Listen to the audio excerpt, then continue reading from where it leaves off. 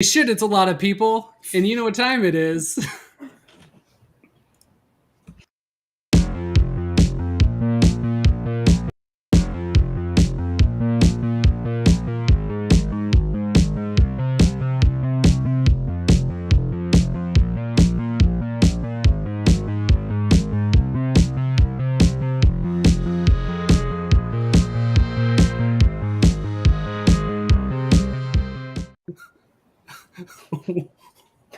Whoa. Are we on an overload? What's happening? Do we have to send Restream more money real quick? I can't stop anything that's happening. I don't know if that got to the people on YouTube, but sorry. Cthulhu. Yeah. Good intro. Good. Oh my god. Good hustle. Sorry. Are we on YouTube? My side's all fucked up. Hey Nick, why don't you talk to them while everything on my side is going wrong? What is going on? Nick. How's it going? Hey, I'm Nick. Hi everybody. We have I don't even know where to start because there's so many people. I'm feeling overloaded all of a sudden with Todd. I don't want to start with anything and have people miss it either. I mean, Yeah, you're on saying YouTube Live. I'll help you, Nick. Yeah. Vin Diesel Eats Baby says yes, you're live. Hey, neat. Hey, everybody.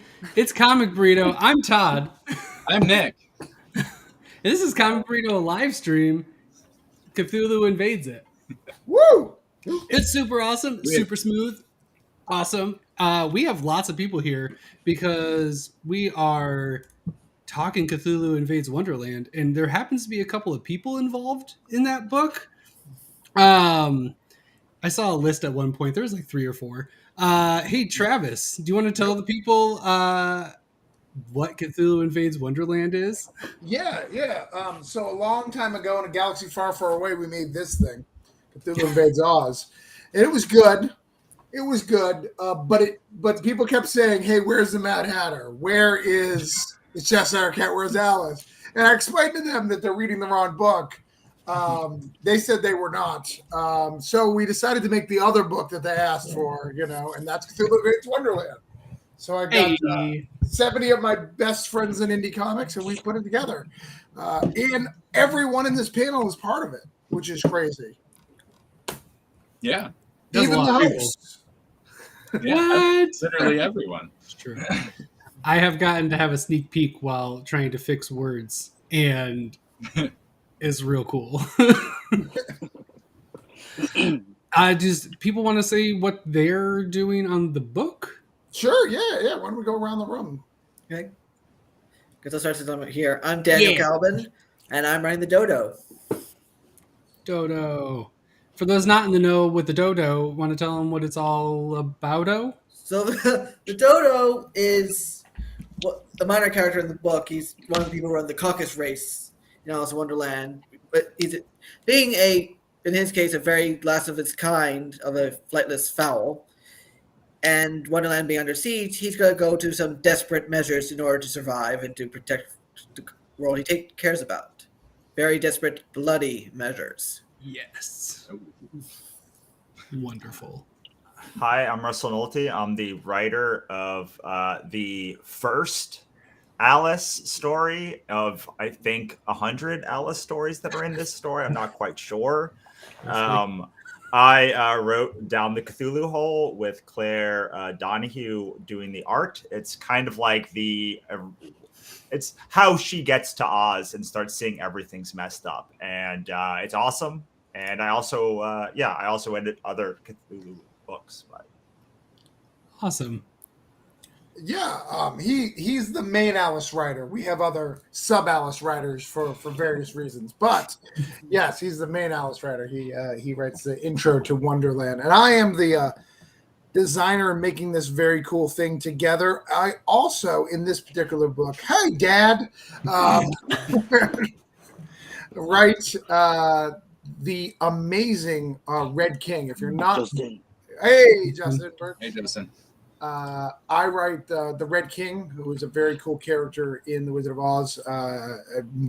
Damn it, Wonderland. And I was just like, thinking, We need a Russell tally did for his thing, and I was just like, I'm not. How crazy is it? He said Oz in Wonderland. Red King. What Red King is all about? Red King sleeps all the time, very very tired. But apparently, if he wakes up, the world's going to end. So he's very powerful, and he fights the King in Yellow. So if you're a Cthulhu H.P. Lovecraft nut, that is an epic effing battle, and I make them fight, and I have Staniak do it.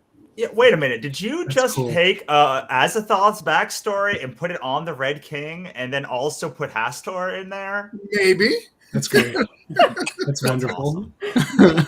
Let's see how much I know. I didn't read the whole book. Clearly well enough. So, my Stony. name's Stony Williams. I did Who?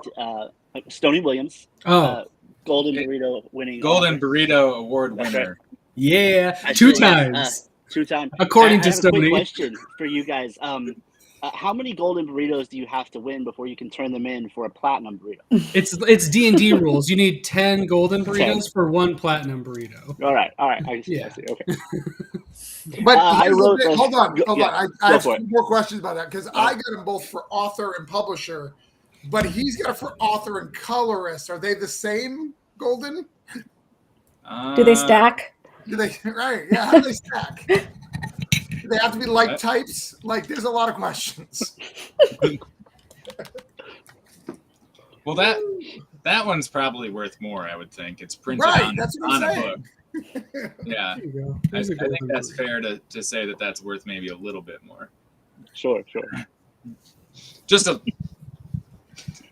Just When bring it up something there. is the value of it originally really speaks to the variance that can be done.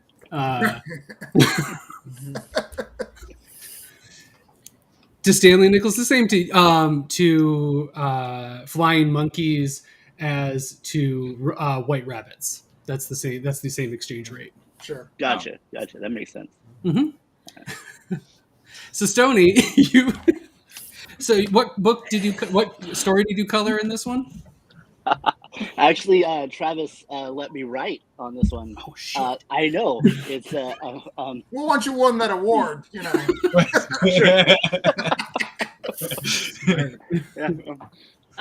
I did a story where we check in on Walrus and the Carpenter and what they've been doing since their mass murder. My artist's name is Ben, and we had a really good time doing it. It was really cool, and I love his artwork, and I cannot wait for people to see this story. Awesome. Hey everyone, I'm LK Ingino, and I wrote the story about the White Queen. She is already mad, so all this Cthulhu stuff doesn't really affect her. And she lives backwards in time, which gives her like an odd approach to what she can and can't see is like happening and how that works. And my story with Abby Butler, who did the art, is called Jam Today. If you've read Alice in Wonderland or seen some of the movies, one of the things the White Queen talks about is jam tomorrow, and how you can never have jam today. So I had to play on that. Before I forget, Damon Horn did the art on the Dodo story. Awesome. That's cool. Well, I'm excited to read those. I don't think those are the ones that I've gotten to have a sneak peek at yet. But there is a description in this YouTube video, and if you go down to it, you click, and then you click on the Kickstarter, and then you go over to the Kickstarter, you click back. You should do that because we're gonna do another RPG if we get enough backers. Whoop, whoop, whoop, whoop, whoop, whoop, whoop. Yeah, air horn sound effects. Here's the challenge, Burrito. You guys did it last time. You guys did great. You overdid it. So we need 10 physical backers. We're already going to give you a 1-in with Tara. Tara's already backed earlier. All So right, we need okay. 9 more before the end, before I leave, and they'll keep me on as We're long just as you gonna guys keep do going it. then. But Just, if you'd like to see Todd's another, gone pretty late before. I went 9.5 hours. I went until 7:30 Eastern time at one point. We'll go. it's fantastic. So We if are you want- blessed. Look at this. Hi, If David. you want to see a Cthulhu Invades Wonderland, a continuation of the Cthulhu Invades Oz, let's do it. Let's see it happen. So Start back. And I know you guys have been holding back pledges, telling people not to pledge. We've been trying. Now go pledge, And please. nobody's been listening, so now is the time to pledge. Now is the time to pledge. And then I'll get to play my second D&D campaign. And you can witness that because I don't remember how to play, so it'll be good. You're just a barbarian. You just go slash. You're fine. Yeah, I want to do that again. No, Vern, No. it wasn't earlier this week. We've already discussed that, but maybe we'll give it to you if we're close. You can be if we're close. Pull out. Nope. Wait, no. Wait. Take your campaign pledge away Yeah, and then cancel go it. back into it. Yeah, if anybody's watching and they backed earlier, just go ahead and I cancel don't need it. to tell my dad to pull out. I appreciate that. And make sure you guys let us know that you backed, or you got to let us know in the comments. Yeah. And there was that sweet day one pledge or pledge bonus. So, you Yeah. had to get in then. Right. I get it. I'm pretty sure at one point, I don't have the time or energy to figure it out, but I'm pretty sure Travis said people who were in the Burrito Discord would count if they had done it before. My dad's not in the Discord, though. Clipboard didn't happen. Okay. Oh, God. So many hours of Let's recap. Travis. So many hours of Travis. Yeah. Oh, that's nice. That is David the Jeopardy question. I love David. He's the best. So I'm pretty excited about, before we keep talking about this Kickstarter that we're also excited about, we should talk about another Kickstarter that's by somebody right below me. Wait. Yeah. I don't It also has something to do with the old one. So here's It's the all thing. connected. Travis and I have the only 2 anthologies on Kickstarter ever that have Cthulhu in the title, and we're both going at the exact same time. And Travis was in my book, which came out first and second. True. And second. And third, you beat number 2. No. You came out third, and then Right. this is fourth, and that one's fifth. So Well, what's and in fairness, you have no idea. When you're Travis contributing Travis's anthology, you have no idea when the book's coming out. That's true. Until like a week before it came out, I was like, is the book ever gonna? I submitted my pages like 6 months ago, and so yeah. You see, you have skills called organization. I have skills called high energy. Both are very useful. That's true. So our anthology is called Cthulhu is Hard to Spell. It has 2 volumes that are out, and the third and final volume that I will be editing is on bookstores now, as on Kickstarter now. And it's all about the gods and monsters of Lovecraft. So like, if you love how tight the stories are of like Travis's books and how like it all flows together in like one cohesive narrative, you'll get none of that in my book at all. Like none, 0.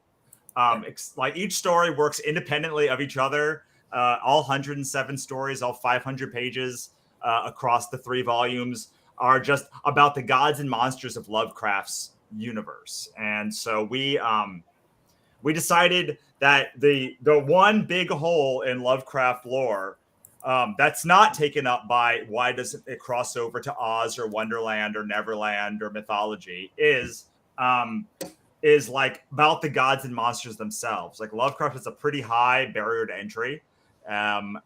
He expects a lot for you to get anything out of the mythos because he'll plop something in the mythos in one story and then never talk about it again. Aside from the Call of Cthulhu RPG, which is wonderful, but like it's very dry because it's an RPG. It's just stats and stories about the gods. We wanted to have something more narrative, and so we made our book just literally the one overarching rule is it has to be about the gods. So it could be a funny story, it could be a scary story, it can be cute, it can be heartfelt. It can be very, very scary, but it had to feature the gods themselves. And Travis was in volume 2. LK was in volume 2 and 3. I don't think you were in volume 1, but you're definitely in 2 and 3 with Abby. And it's just a super fun time. We have about 75 contributors. The cover is Aaron Alexevich, who's been doing our anthology cover since the beginning. And if you back both Travis's book and my book at the physical level, then you will get a cool bookmark, which is very cool, and it's a bookmark. Nice. Neat. And 2 awesome anthology books. I thought that was going to be the pitch. You'll have 2 cool books. You will also have 2 very cool books, and we are less than $1,000 from funding. And I really, really, really want to get. I'm going to unlock a really cool bundle on Monday that everyone's going to get that helps us to the funding goal.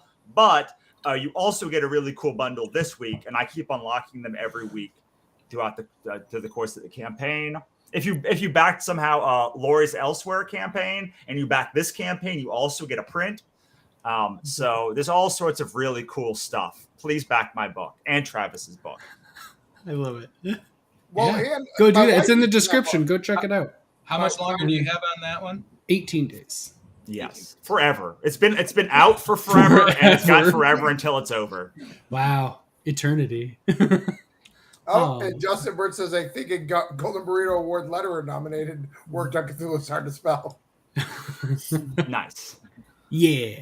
And to answer Ignacio's plan, if you can pledge on the digital level, the lowest digital level, because you're in Argentina, it'll count. However, I just sent you money the other day. Did you already spend it? He's got a baby, and he's an artist. He spent that last week, actually. Yeah, we'll count your digital because, Yeah. I don't want to send to Argentina anyway, so it works out for both of us. There it is. Look at that. Aw. It's that meme with this. Just, don't want to ship to Argentina. Artist. Ah. Love it. And then there's another one. That's 2. That's the Cthulhu Kickstarters. Daniel. Mm-hmm. Kickstarter. Yes. But it's not about Cthulhu. But it does vary a lot of Cthulhu influence and the Max influence you can see on its pages. Yeah. It's a kind of a 90s inspired dark anti-hero called Night Wrath. I'm working with a great artist named Gabe Santos on it. It's basically kind of like a love letter to like 90s style action, dark anti-hero comics, but with my kind of twist and turn and perspective on how to do it. It's basically a unconfident schlub, gets captured by a bunch of angry mercs. They experiment on him. They kind of birth this new anti-hero, and New York has a new dark protector, whether he likes it or not. It's so good, guys. It's so Awesome. good. I've seen some of the art that you've posted on Facebook and stuff, and that does look really solid. Yeah. And it does look very 90s. Yep. I awesome. opened it and I was like, oh my God, is this the Max? Is that the Max lettering style? Like, I literally, like, the lettering is the only time I've ever actually thought that about another comic that wasn't the Max. Yeah, Francisco Zamora is doing the lettering on that one. Awesome. Yeah, can you show both the campaigns? Yeah, that's what I was gonna put them up. So here is. Oh, I'm gonna stop. I'm gonna Just so people know what they look like. I'm gonna start with an art shot. Here we go. Here's a page of Night Wrath. Ooh, Our first page. Night Wrath. No, there we go. Night very Wrath. Night Wrath. There we go. Night Wrath. Yeah, I love it. Look at that. Oh, Thwack. I love this. It's the best. I'm such a sucker for blood splatter words. Yeah, it looks amazing. Look at that. Oh, transported. I love it. So yeah, go check that out. That is also in the description. And then, kapah! Look how cute. Oh my goodness, little baby Cthulhu. That's the one I'm in. It's so Yeah, cute. The terrible too. Oh, it's so cute. And then there we go. Kapah! Battle Royale does have a wrestling comic in it. So that was the one complaint that I really got from the first 2 was the cover has nothing to do with the inside. So I was like, screw it. I'll do a wrestling comic and I was going to call it Royal Rumble. And then that lasted about 5 minutes before I was like, that's not going to fly. There's no way that I'm going to get away with that. Nope, can't do that. Yeah. So the big overarching story is Cthulhu versus Zeus for the fate of the universe. Amazing! And there's a theme song that you can I'm a see at huge the- mark, so I'm super into that. Yeah, and there's a theme song a little bit further down as well that we made for the book. That's actually pretty cool. If you want to play a second of it, it's worth playing. There's a I don't theme know song? if I can get audio through to Right there. it. Let's hear it. No, I don't know if it'll. Hmm. Let me know if you're Yeah. hearing it. Nope. No. Yeah, like a That's- rumble, but that's about it. Whoa, that's pretty Storm. cool. It's Sing it to us, Todd. Yeah, sings well, on. I heard it. Whoa, But- my mix wasn't But ready for that. if Todd sings the Cthulhu is hard to spell theme, then he also needs to make one up for Daniel's book. Right. Yeah, Night Wrath. Night Wrath. That's very ours was is amazing. Monster Mash meets Werewolf Bar Mitzvah. So if you like those, Werewolves that's our bar aesthetic. mitzvah, spooky, scary. Boys becoming men, men becoming wolves. Yep, that's exactly it. Fucking love 30 Rock and that in particular. I can't tell where my mouse is. Yeah, There we that's go. always the. Ha! I made it. So yeah, go check those out Yeah. because they're dope. And then check. Also check this out. Look at Hey, that. there it Hey, is. there it is. There it is. Designed by Jerome Gagnon. Yeah, that you get that free. Like you don't even have to pay extra money. It's like a free bookmark. And you know these are long books, so you're gonna lose your place. So this is a must-have. Yeah. Because you Must don't and I have will any say- love it. bookmarks. And I will Right. say that is an original because he cut out all of that himself on our side. So like that's a one of a kind. Well, I guess 1,000 of a kind or how many Travis prints. I love it. Also, it's like 2 bookmarks for the price of one because one. I was it's, just about to say that. Yeah. it's got both sides. You flip it around and it's like you got a new bookmark. I like that. I like that it's labeled front and back as if it's like, oh, you're on the back of the bookmark. Sorry, Yeah. man. Right? Turn it around to the front. That is pretty great. I mean, I do like the Cthulhu Invades Wonderland is the front though. I mean, It's the front. Yeah. Yeah. Sure. And it's, I mean, what's silly is you could just tell, we all know what the front and back of a bookmark looks like. We didn't need the labels. You can tell that's a front and that's a back. Of course. That is what it makes it funny. Yeah. And then, oh man. Oh, we're getting a little slide. Yeah, rotates. Look at Oh, that. nice. Little jiffy magic right Fancy. there. Little fans. Oh, hey, that one I know.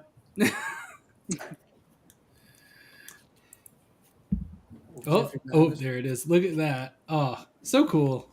And look at this. I Look haven't at seen these some of those. covers you have to choose from. Oh, Ooh, Oh, that's those are so pretty, soft right there in the pretty, middle. pretty. I love it. And then 3 dynamic covers to choose from the last one. If you didn't get it, you can get this one too. Oh, dang. we're mad. This has got to be the first time you've ever put your other works in a Kickstarter, right, Travis? Yeah, I never do that. But seriously, if you haven't gotten in on a Travis Kickstarter, there's always a pledge to be like, oh, now I own everything of Travis, and it's great. You should do that if you haven't gotten anything. Oh, look how cool that looks. I love that. Yeah. It's awesome. Oh, he's Yeah, got a- I he's really got a wanted to put mouse. the trade dress there, but I would need like Justin Birch's magic to make that happen because Yeah. I don't know where you put it. It's the trade dress though. It's like Cthulhu. I like it invading. clean. It's like a Pictionary trade dress because Yeah, it's like I know. literally Cthulhu literally invading, and then it says Wonderland. So Oh like, man, Pictionary should be like another like you have trade dress, you have Virgin, and then you have Pictionary. Those are the options you have. I wish that I called it Pictionary cover. 'cause that That'd would've be- been that's so great. bad. Yeah, it's fantastic. Look at this. Oh, get it. Oh, here, yeah, and here's a little taste of like all of it. So yeah, you should go back this, not only to get the book, and then go back the other 2 Kickstarters and get a bookmark, but then also we can do another RPG session in Right. this world. That I shot can- of Cthulhu and Jabberwocky is one of my favorites that I've seen so far in this book. that right there. Yeah. Yeah.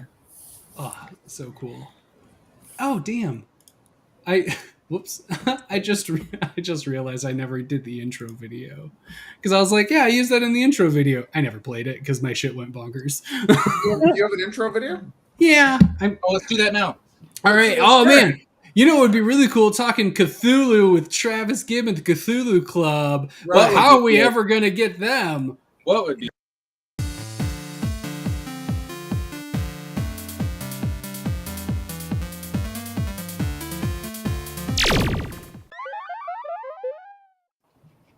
Oh, hey, look it. I like that you picked such a great smug picture of me. I look so smug. I love it. I used it for the last one, too. I love it. It's like, what a dick. I love it. Oh, hi. Oh, hi. I'm internet famous Travis Gibb. I made Cthulhu Invades Wonderland with some of my best friends. Yeah. Yeah. Best friends. So, yeah, I am... I guess for journalistic integrity, which we have little of, so I don't know why we try to retain it. But I am a proofreader for the book, I guess. I shouldn't say that at the top before I'm like, you guys should invest. But It's like little small print on the bottom. small print, slight Little- disclaimer, but it's mostly because it's awesome and I'm just happy to be involved and I'm excited to get to be a part of the process. But it is really dope. I don't like Travis enough to lie for him. I think it's a fair assessment of our relationship. I would do that for Stoney. Oh, thank you. I respect Stoney too much to lie for him. Oh, okay. It's two different sides. I see. That's And right. then Nick, you wanna? Oh yeah, and I wrote the dialogue for a single page, which is my first published anything, which was a lot of fun and super stressful, but mostly fun. I had a lot of fun doing it, and it's been a lot of fun seeing the process and everything of how a book is made and all the stuff that goes with it. A lot of hard work, a lot of incredible people too involved with it. So, Well, and I don't know if this is true, but I believe you said that you took the Scott Snyder learning how to make comics to do that one page. it's just for that, yeah. Yeah, and I'm still taking it just in case there's rewrites or anything, beforehand. Yeah. There's still time to change things. You're afraid of Todd's proofing. I understand. Yeah. Yeah. No, I already Get went good. through the proofing. It's true. We already did that before. Yeah. So I guess there's the disclaimers. Still should go check it out because it's awesome. We were endorsing this well before we were involved back in the day with Oz, which was a while ago now, which is real weird. That was early burrito days. But yeah, I'd love to know more of what else you all do, especially I really want to know what Headless Gnomes is. If you wouldn't mind sharing, I'm super intrigued. Oh, thanks. So like Orange Cone Productions, Headless Gnomes is my publishing company name, and like Wannabe Press, sorry, I don't know everybody else's publishing company names if you guys all have one. And these are you can't actually see where it says Headless Gnomes up here because I can't really put it any further back. But these are my Headless Gnomes characters, Indrian and Autrian, and they can take their heads off. And anyways, there's backstory that I'm working on for them that's not really all ready yet because I've been focused on other comics, but those are my mascots. Cool. Love it. And you can go to headlessgnomes.com to find out more. Mm-hmm. I don't know how I knew that. Well, she I have it in my. she does evil cats too as well, Todd. I know evil animals are a thing that you love. I do love evil So it's animals. just cats. It's just regular cats. Just regular cats, Yeah. right? That's why I much, love yeah. cats. It's a slice of life story about cats. So it's evil. It's a murder mystery. Actually, a little bit, yeah. Oh, neat. That's cool. I mean, we know not everybody else knows. So yeah. Sure. My aesthetic is bright and depressing, so like yeah, Evil Cat sounds right up my alley. That sounds wonderful. Daniel, what else do you got going on? I also have American Dreams, which we have the first arc already done, and you can actually get that on the Kickstarter as well. Nice. It's a steampunk-esque historical fiction superhero story set in 1900 in New York. A Jewish immigrant gets caught up in a mad science experiment being done by Thomas Edison, gains superpowers, and has to figure out what's going to do with them, and ultimately becomes the first superhero of his universe. Cool. And we get to throw in like some great historical characters like Harry Houdini, Edison, Nikola Tesla, Aleister Crowley. So it's a fun mishmash of history and fiction and superheroics. It's just a real fun blast to write. And we're hoping, knock on wood, that the trade will be on Kickstarter this summer. Cool. Awesome. And also a couple other things in the pipeline that I'm working on. Awesome. That book That's is cool. friggin' rad, guys. Is If you like Edison superhero- an asshole? Oh yeah. Yes. Good. I just read all 5 of those issues like last week, and I texted Daniel. And I was like, "Why doesn't everyone read this book? This is friggin' rad. It's like one of my favorite. I don't generally read superhero comics, and like it was friggin' rad. And I've honestly never seen that era of history in a comic before, and I've seen like the noir like 20s, but like not like turn of the century. Like it was very cool to see and how he pulled it off. Thank you. Awesome. My I'm only issue with the intrigued. book is the lack of newsies. I have not seen a single newsie dancing in the book, singing "King of New York," and it's. I actually have a joke because Nellie Bly is the character in the book, and she works for Joseph Pulitzer. And I am tempted to have a scene in a later issue where we finally meet Pulitzer, and he goes, "Oh God, the newsies again! Not the pirouetting! Not the pirouetting!" I forgot chat. Sorry, guys.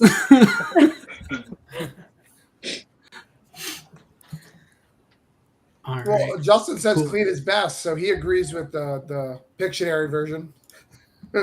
Perfect.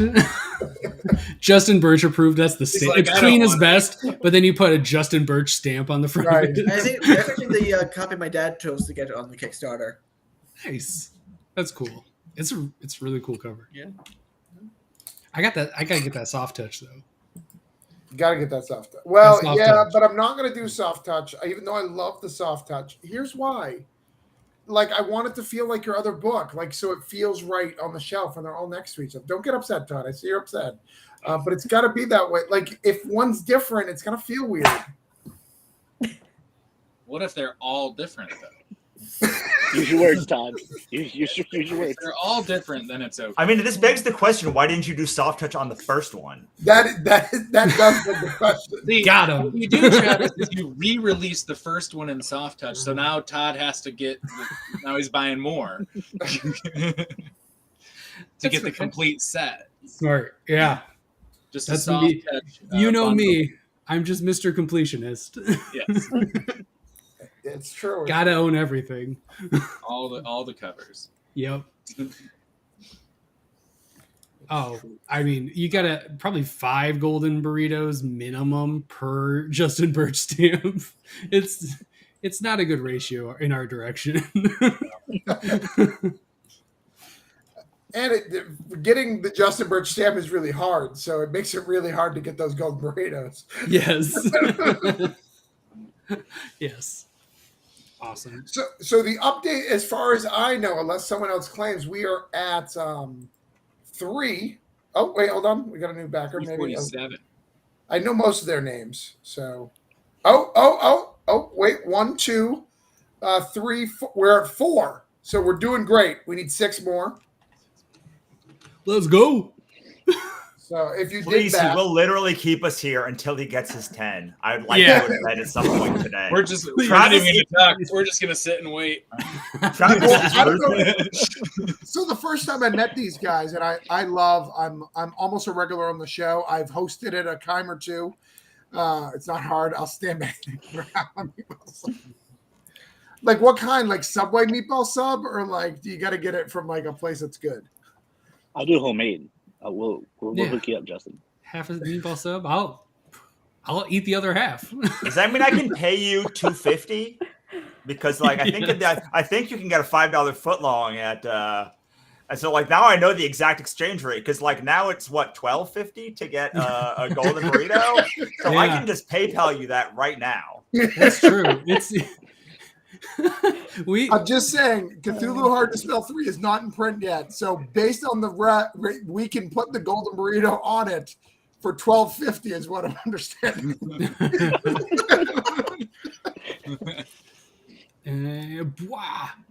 Oh, hello. Oh, Phil Lee on the electric crayon. Oh, hey, what's up, man? What's going on, man? I was just checking out the show because I couldn't see the link, man. I just got back from another show, man. Nice. Doing a little promotion for Cthulhu Invades Wonderland over there. Oh, what's that about? Let us know. Oh. Give us the pitch. Give us the scoop, Phil. Travis, you come on, man. You do it. You do it. I don't know a thing, Phil. Like, what is it about? Like, is it about? According to me and Russell, it's about Oz. Oh, you're still going back to the Oz one? I had to correct somebody on that one. That's the other book. The other book, man. Yeah, we know that it has a half a meatball sub, and it's clean. That's about what we know on this stream thus far. And we're 6 backs away from it being RPG. Meatball sub for a lick starter? That's meatball sub lick starter. It's perfect. Last time I went to that website, I got a really bad virus on my computer. Yeah, you do. Yeah, that checks out. Look that Gotta up be in a careful. Google search. So, Nick, meet Phil. Hi, Phil. Did your page, your first ever work. He is your colorist. Oh, excellent. Now, The colors were very good. Nick asked for those colors for months and months and months. I did. There were so many times that I'm like, am I fired? maybe I'm fired, but no, it came together really well. Yeah, I enjoyed working on the pages, man. Definitely. They're beautiful. We love them. Well, thank you. And Kurt Belcher did the artwork for that. Right. Yeah, For that's great. as well. I don't Love think we Kurt. mentioned him yet. That's great. Yeah, it was nice, clean lines, easy to work with, man, for sure. Yeah, it's really funny. So we do a thing called the B story. We do it every book. We'll do it at Neverland as well. So what the B story was at Oz, to give you a little insight, the B story was these 1-page little vignettes. And what I used it for is to help me. I had a little, there you go. Thank you. I had a little problem. A lot of writers kept breaking my things, like Emerald City and random things. So these bees are fictional things that we've created that were mentioned actually in one of the books that fix things when they're broken. One of the things that was great about our boy, I can't even, L. Frank Baum, is he always made to fix things, he would just write something and it would just, to fix a continuity flaw instead of dealing with it. So for this one of the things that I noticed that we didn't, the flowers aren't a big part of Wonderland. They just kind of talk to Alice. They do some awesome things, but they're not as integral to the story. So I thought of doing a plants versus zombies / cultists versus plants. So there's 2 different pages and they rotate and different writers are going to write them. And one is where the cultists win and one is where the plants win, and it goes back and forth and they have different discussions and it's different groups of cultists and plants and everyone. So it's really cool. And Nick got to write one, but I had 7 people write it. And then the last one was Nath, who does a stream here on YouTube called Global Frequency. And he literally asked 14 questions on 2 pages. And I was like, I appreciate your attention to detail, good sir. I appreciate it. He had all these, I need to know what's their motivation. That's on you, bro. But it was good. It was a lot of fun. Oh God, it's method acting. I definitely prepped. I did more work on this one page than I did of any school work or anything in my life. I was watching Wonderland clips. I was watching videos on YouTube of like children's plays that featured the flowers, just to see if I got anything. Look at the I really did, because I had plenty of time to. So I was like, and I wasn't super familiar with Wonderland. I haven't read the books because I'm not great at reading. So I put a lot into that. Can I ask you a question, Travis? I know I'm not the host here, but like, I did just read all 14 L. Frank Baum Oz novels, and there are only 2 Wonderland books. So like, was it 7 times easier to edit this story because there's not so much mythos, or did the lack of mythos make it harder compared to Oz? Because those books, Oz books, are nonsense. Like they are literally nonsense. Like there's a character called Gobbledygoo, literally Gobbledygoo. There's just he admits in the beginning of the books, he just takes ideas from the children who write them and then stuffs as many as he can into a book. Like that is how he writes these books. They're absolute nonsense. And like, I don't know how, and I love them. Like I love the nonsense. Like it's my favorite.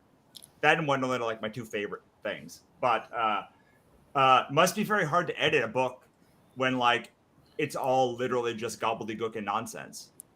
Or does it make it easier because it's gobbledygook and nonsense? Like Wonderland like has narrative consistency across the 2 books, even though it is also nonsense. Oz is just nonsense. Yeah. Right.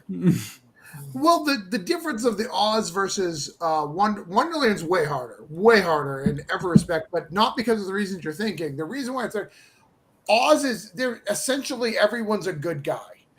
Even the bad guy, they're like Marvel characters. Like even the bad guys have very good motivations, right? In like Oz, give or take, maybe not the Gnome King and Wicked Witch, but even the Wicked Witch, if anybody who's taken it since has made it so it was good stuff, has twisted that continuity. But so it made it a lot easier because they're basically superheroes, so you kind of can predict what they're going to do. Where when you're doing the Wonderland, like they can go in any direction, and you can't necessarily go to the writer and go, "That's wrong," because sometimes they act fatty, right? So it was way harder, and that's why we had to add a narrative. So in this book, one of the things we do, which is really cool, and we can go around the room actually, and there is a split of the people. There is loyal and there is mad. So there's people who are loyal. We call them the loyalists, loyal to the Wonderland and the way it works. And there is people who are mad, and people have chose different characters for their characters. So that'd be fun to go around the room and see what they think about the characters. Dodo is loyal, but he did some really terrible things. Alice is loyal. Because it's Alice. That makes sense. That would really break down she's real the literal hard. only non-Wonderland character in the whole thing. So like, but absolutely loyal. And then Red King is loyal, and obviously the Yellow King is the King in Yellow is not. What? And Wendy's right. It's 5 more backers, but guys.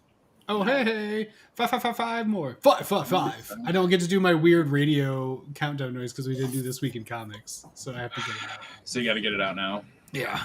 It's like a tick. Yeah, yes, it's just like a tick. 5. 5. Yeah. What's up?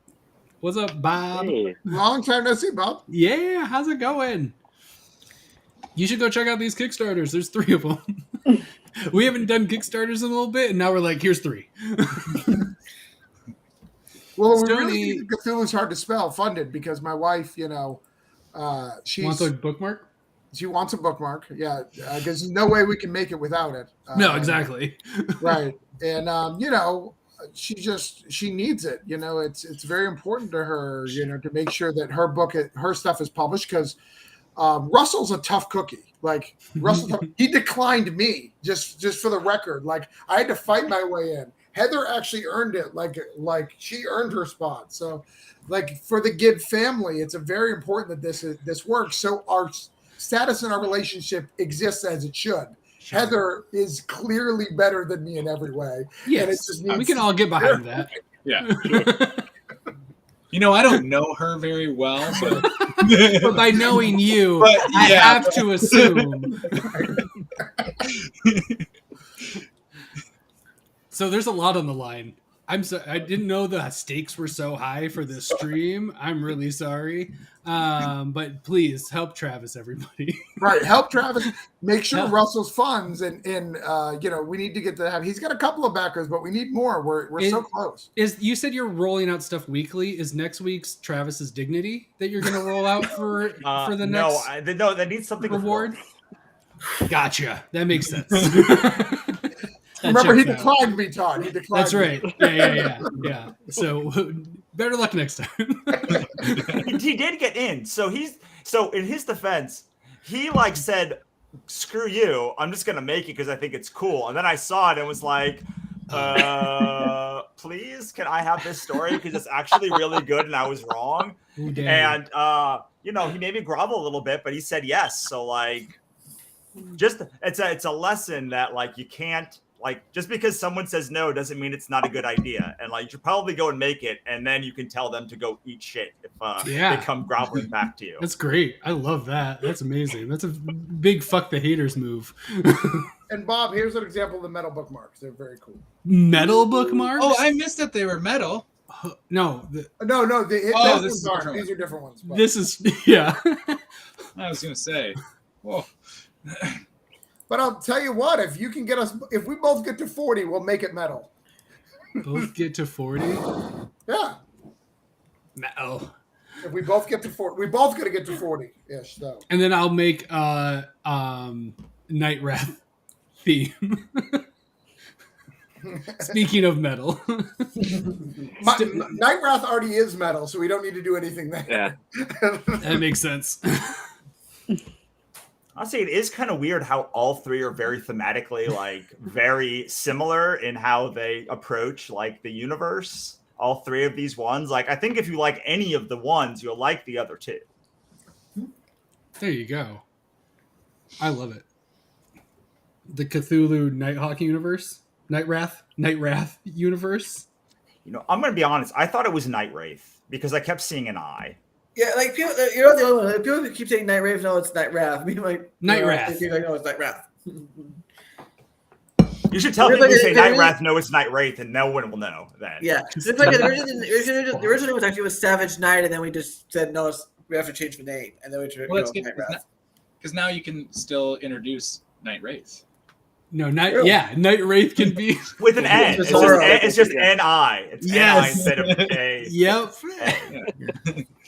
So invert the colors, make them do the opposite of what the other person does, and it's just reverse flash. Lean into the 90s. You're already there. Just here's call it the weirdo universe.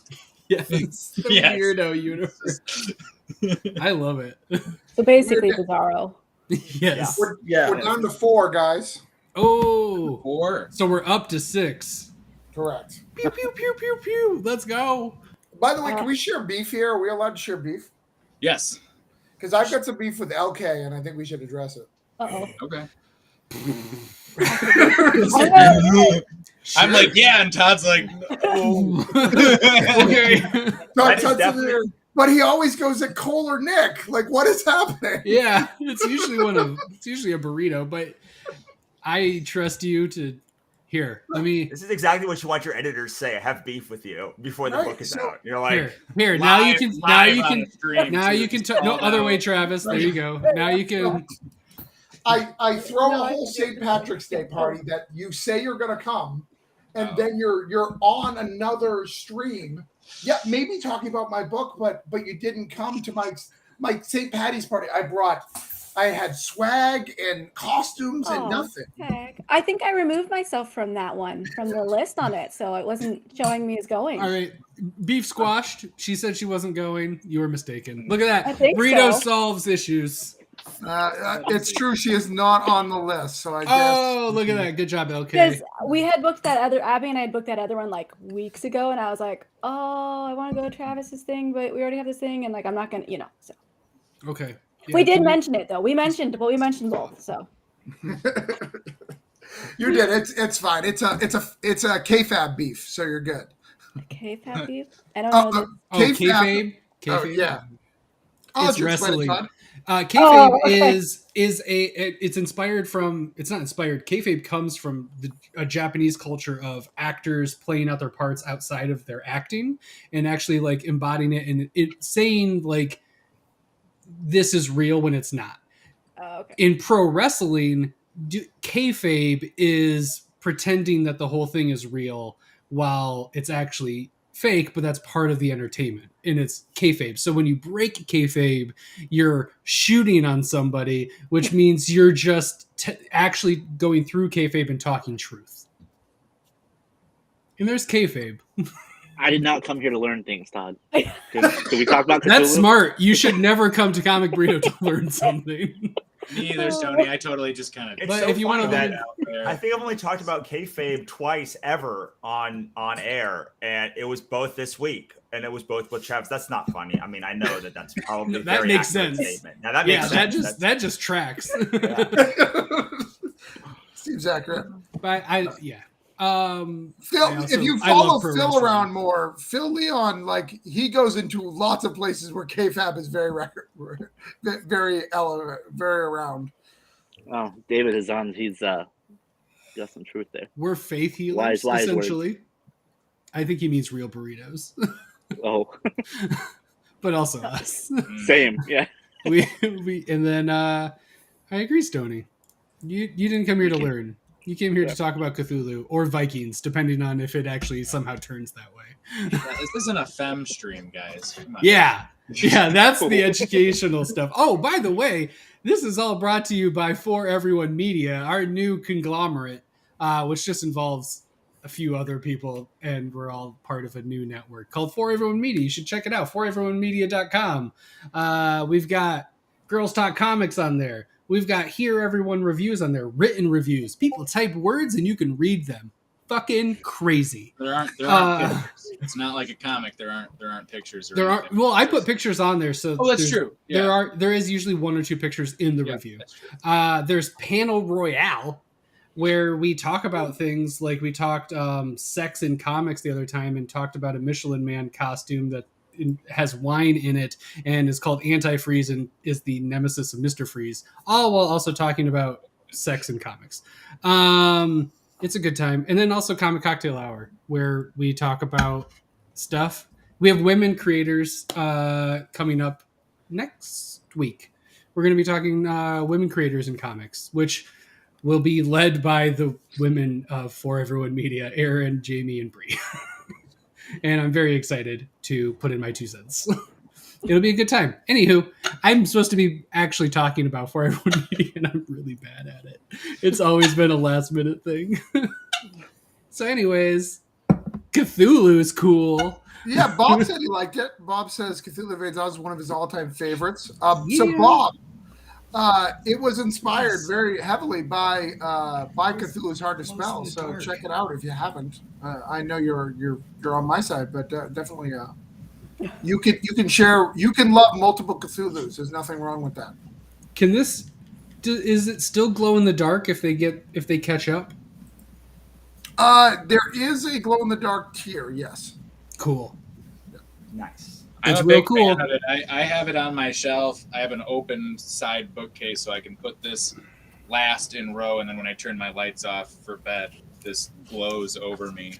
Aww. It's like Travis is Cthulhu just watches over me. Like while a I little sleep. nightlight. Cthulhu / Travis Yeah, is looking little after Cthulhu you. nightlight. That's nice. So I have to tell you this story, Travis, because Yeah. I was talking with my wife earlier, and I was talking about how the inspiration of Cthulhu Invades Oz from Cthulhu was Hard to Spell, and I was like, but here's the thing, like, it's a way better concept. It's just conceptually like a concept. Mine was just a title of a thing. I was like, Cthulhu is Hard to Spell. That's really funny. Like, I'm just gonna make that the name, and then I'll get a bunch of people. Where it's like you have like a theme, and how you brought everything together was like, it was. I didn't get it. I'm gonna be honest. I didn't get it before until I saw it. Like, I knew my part was like make a cool story, and there would be other stories. But I saw it, and I was like, oh, this like narratively is cohesive somehow across 75 like people and all of these stories. And I can't imagine having now because the previous one, everyone kind of had their own separate thing, right? Like they were in their own boxes by themselves, and like this time now it like crosses over, and you see Alice in multiple stories and the people in other stories. So like, I can't possibly imagine how hard that is, but like just on sheer like, I was like, man, it's so great to see somebody like that's gonna definitely surpass like this Cthulhu story, because like you started way stronger than we did, and I was like, it's so nice to see like something that you had like even a passing like hand and inspiring like go higher than you can ever imagine going yourself, and just the concept is it's just so good, and I'm so angry, and that is the best compliment that I can give. Sure. Because my literal 2 favorite things are Oz and Wonderland, and then Cthulhu. So like working on these books, I was like, I got to work on these books, but also I didn't make these books. Like they're not my books, and like Right. that seems like a damn shame. But also, I'm very like everyone should buy this book because it's great. I guess is my thesis statement. I love it. I appreciate that. And Stoney is here to refute it. No, so the way it came to about really is me and my wife, we were doing Broke Down, and she was like, I was like, you know, Broke Down's great, but it's crime. Like crime, even in normal comics, doesn't sell well. It's the lowest selling comic in any publisher that does crime. It's just reality. So I'm so don't worry, I'm putting the books together. Even I wasn't getting it either. Yeah, the skill set of putting them all together is, I think, something very unique. Not unique to me, but ties a lot of my skill sets together. I ran live action role playing games for years. In live action role playing, you make your own characters, and you have to fit into the story that I'm trying to tell. So I build the framework and all your little stories and your side things. Putting them together for me is really easy. So if you get your stuff, I can make your stuff fit together. Why is Nick going? No, Nick understood. If you would have said LARP, he would have gotten it, but he took it. Yeah, he was there. Yeah, live action role playing. So doing that, you know, putting those all together is semi easy to me. Like I can see how do I make Stoney's story complement a thing? Well, sometimes I have to write, you know, a little page, you know, some things like this in the middle. Sometimes poetry will cover it. What do I need to make it flow better? And the other thing that's a cheat that I do, it's a cheat, is the Days of the Invasion cheat makes the audience fill in the missing days. It's a writing trick. You know, if you give people missing days, they'll fill in those days to fit your new narrative for the next thing. I don't know if I'd call it so much a trick as just a technique. Like it's what you do. Like you're advancing time for the reader, and it just brings them. Oh, it's like, okay, that's from here. Now we're seeing the future. They do it in movies all the time. They literally just go like 1 year later. Right. And then it's just like okie dokie, and now everything's shit. Got it. Okay. I have to tell you this story about because we just finished Endgame. We just watched Endgame. I'd watched all of them. I was like for the first time? We were my watching wife. it. Wait, are we talking about Highlander I had to Endgame? stop Because I'm super come down interested. here. No, the Avengers Endgame. My wife has. My wife. We went back and watched everything in chronological order, and like I got to see the shows. I got to see her. We're not at the shows yet. We just finished Spider-Man Far From Home today. So like, and like you can't watch the shows without watching Endgame. And so we literally had to watch 20 things so I could show her Loki. That's really what happened. I wanted to show her Loki and I had to show her. That's fair. But like, I was so thrilled when like the it's been years, right? So I can like. Oh no, yeah, you're good. It's hey, like spoilers for Avengers spoilers? Endgame. So like she's like Thanos dies, and she's like it's like 20 minutes into the Yeah, movie, buddy, and you're like, what is going on? And like I turn over, and it just goes to like 5 years later, and and like I was like grinning this like huge grin, and my wife was just like, what? Hi, buddy. I was like, yeah, it's a whole book about grief and mourning, and like it's just they made a whole movie about mourning and grief, and like put an Avengers thing on it. And it's great. And they did It a is really great. good job with it. Yeah, they did. Oh man, I love Endgame. I think it's fantastic. And Kitty, You want to say hi, Remy? nope, she's passed out and doesn't want to. Hi, Hi. hello. Why should we buy? Why should everybody get Should they buy Dennis Cthulhu comic? Invades Wonderland? Puppy Yes. playtime. Like, It's puppy Yeah. playtime. you know, All of a sudden. Huggy Wuggy and Kissy Wizzy. 2-year-olds are really into that. It's very concerning, but My daughter is also over here trying to. do you want them to buy that Mama's comic? Yeah. How Oh, much that's should so they good. pay for it? How much? How much money? Yeah, how much? Oh yeah. How much is it worth? How much money does it cost? Yeah. So should I play a game with them one night? Should I play games when I come back? One of the guys come back? Oh, the Oh. doggy? Yeah. You look for the doggy to come back? Good job, Nick. I'm out of food. She's gone. All right. Oh. So I gotta. Oh, that's not Allie. Oh, I could see that. My daughter sometimes dyes her hair like yours. Okay, so you think you're my sister? His sister. Avengers Endgame, 5 years later, writer tricks, inserting things. I'm trying to work our way backwards. Well, I don't think Stoney and Travis is a I, fraud. Yeah, that's true. I think. So yeah, Sony and okay, got to talk about loyal or mad. yeah. Yes, that's Right. yes. Yeah. Stoney, loyal, mad. Actually, I cheated. So the original Walrus and the Carpenter was set outside the regular Wonderland story. So I followed that trend. And while they are still impacted by the invasion, it's set outside and they didn't have to choose. So Now you have to I broke choose. the We're rules. on the stream. You've got to choose now. Oh. Convenient. Loyal or mad? How convenient. Yeah. One's loyal, one's mad. mad. Oh, okay. Yeah, exactly. Yeah, one's loyal, one's mad. Yeah, you But just it's not split the ones we difference. want it to be. Right. Yeah. Cool. Is not the the ones we'd Carpenter expect. Jesus in your? Is the Carpenter Jesus? Come on. Yes, that's the that was the whole theme I was going for. Was Yeah, the Carpenter's Dogma. Jesus. Dogma has told us. Oh, Yeah. dogma. Oh, that's been a Okay.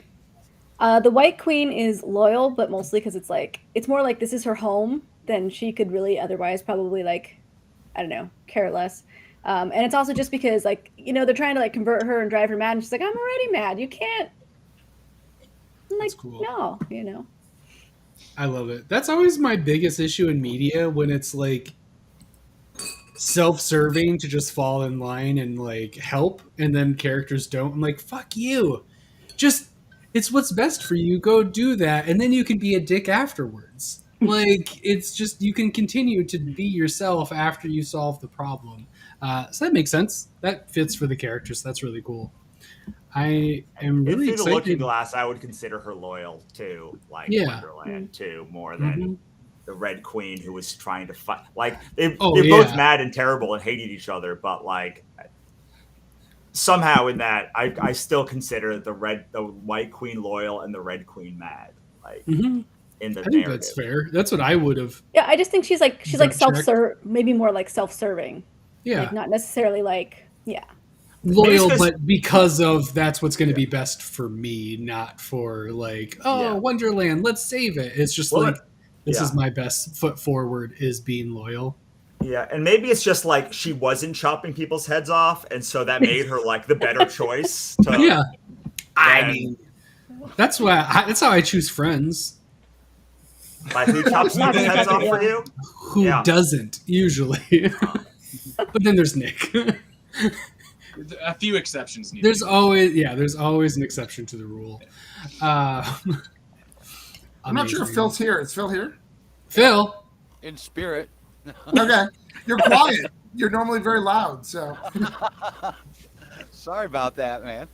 You don't want me to put Phil on 10, man. You know I'll get it. All right. Phil's there. Checking in with Phil. I, Hey. I'm just feeling out my surroundings, all the new people. Hey, I'm Joe. scared. That's okay. That's true. Phil's on like the same 5 channels mostly, so this is Oh, strange. well. to him. He's like, I don't understand. I don't know people in the chat. What am I doing? No, that is true. We actually, we talked about the golden burritos. Travis was a part of this whole thing, but we have a comic book cover for Jessamy #1.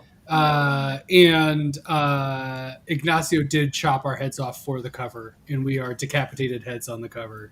And you are my friend. That's why I said there's exceptions to the rules. You are a head chopper friend. One of the few.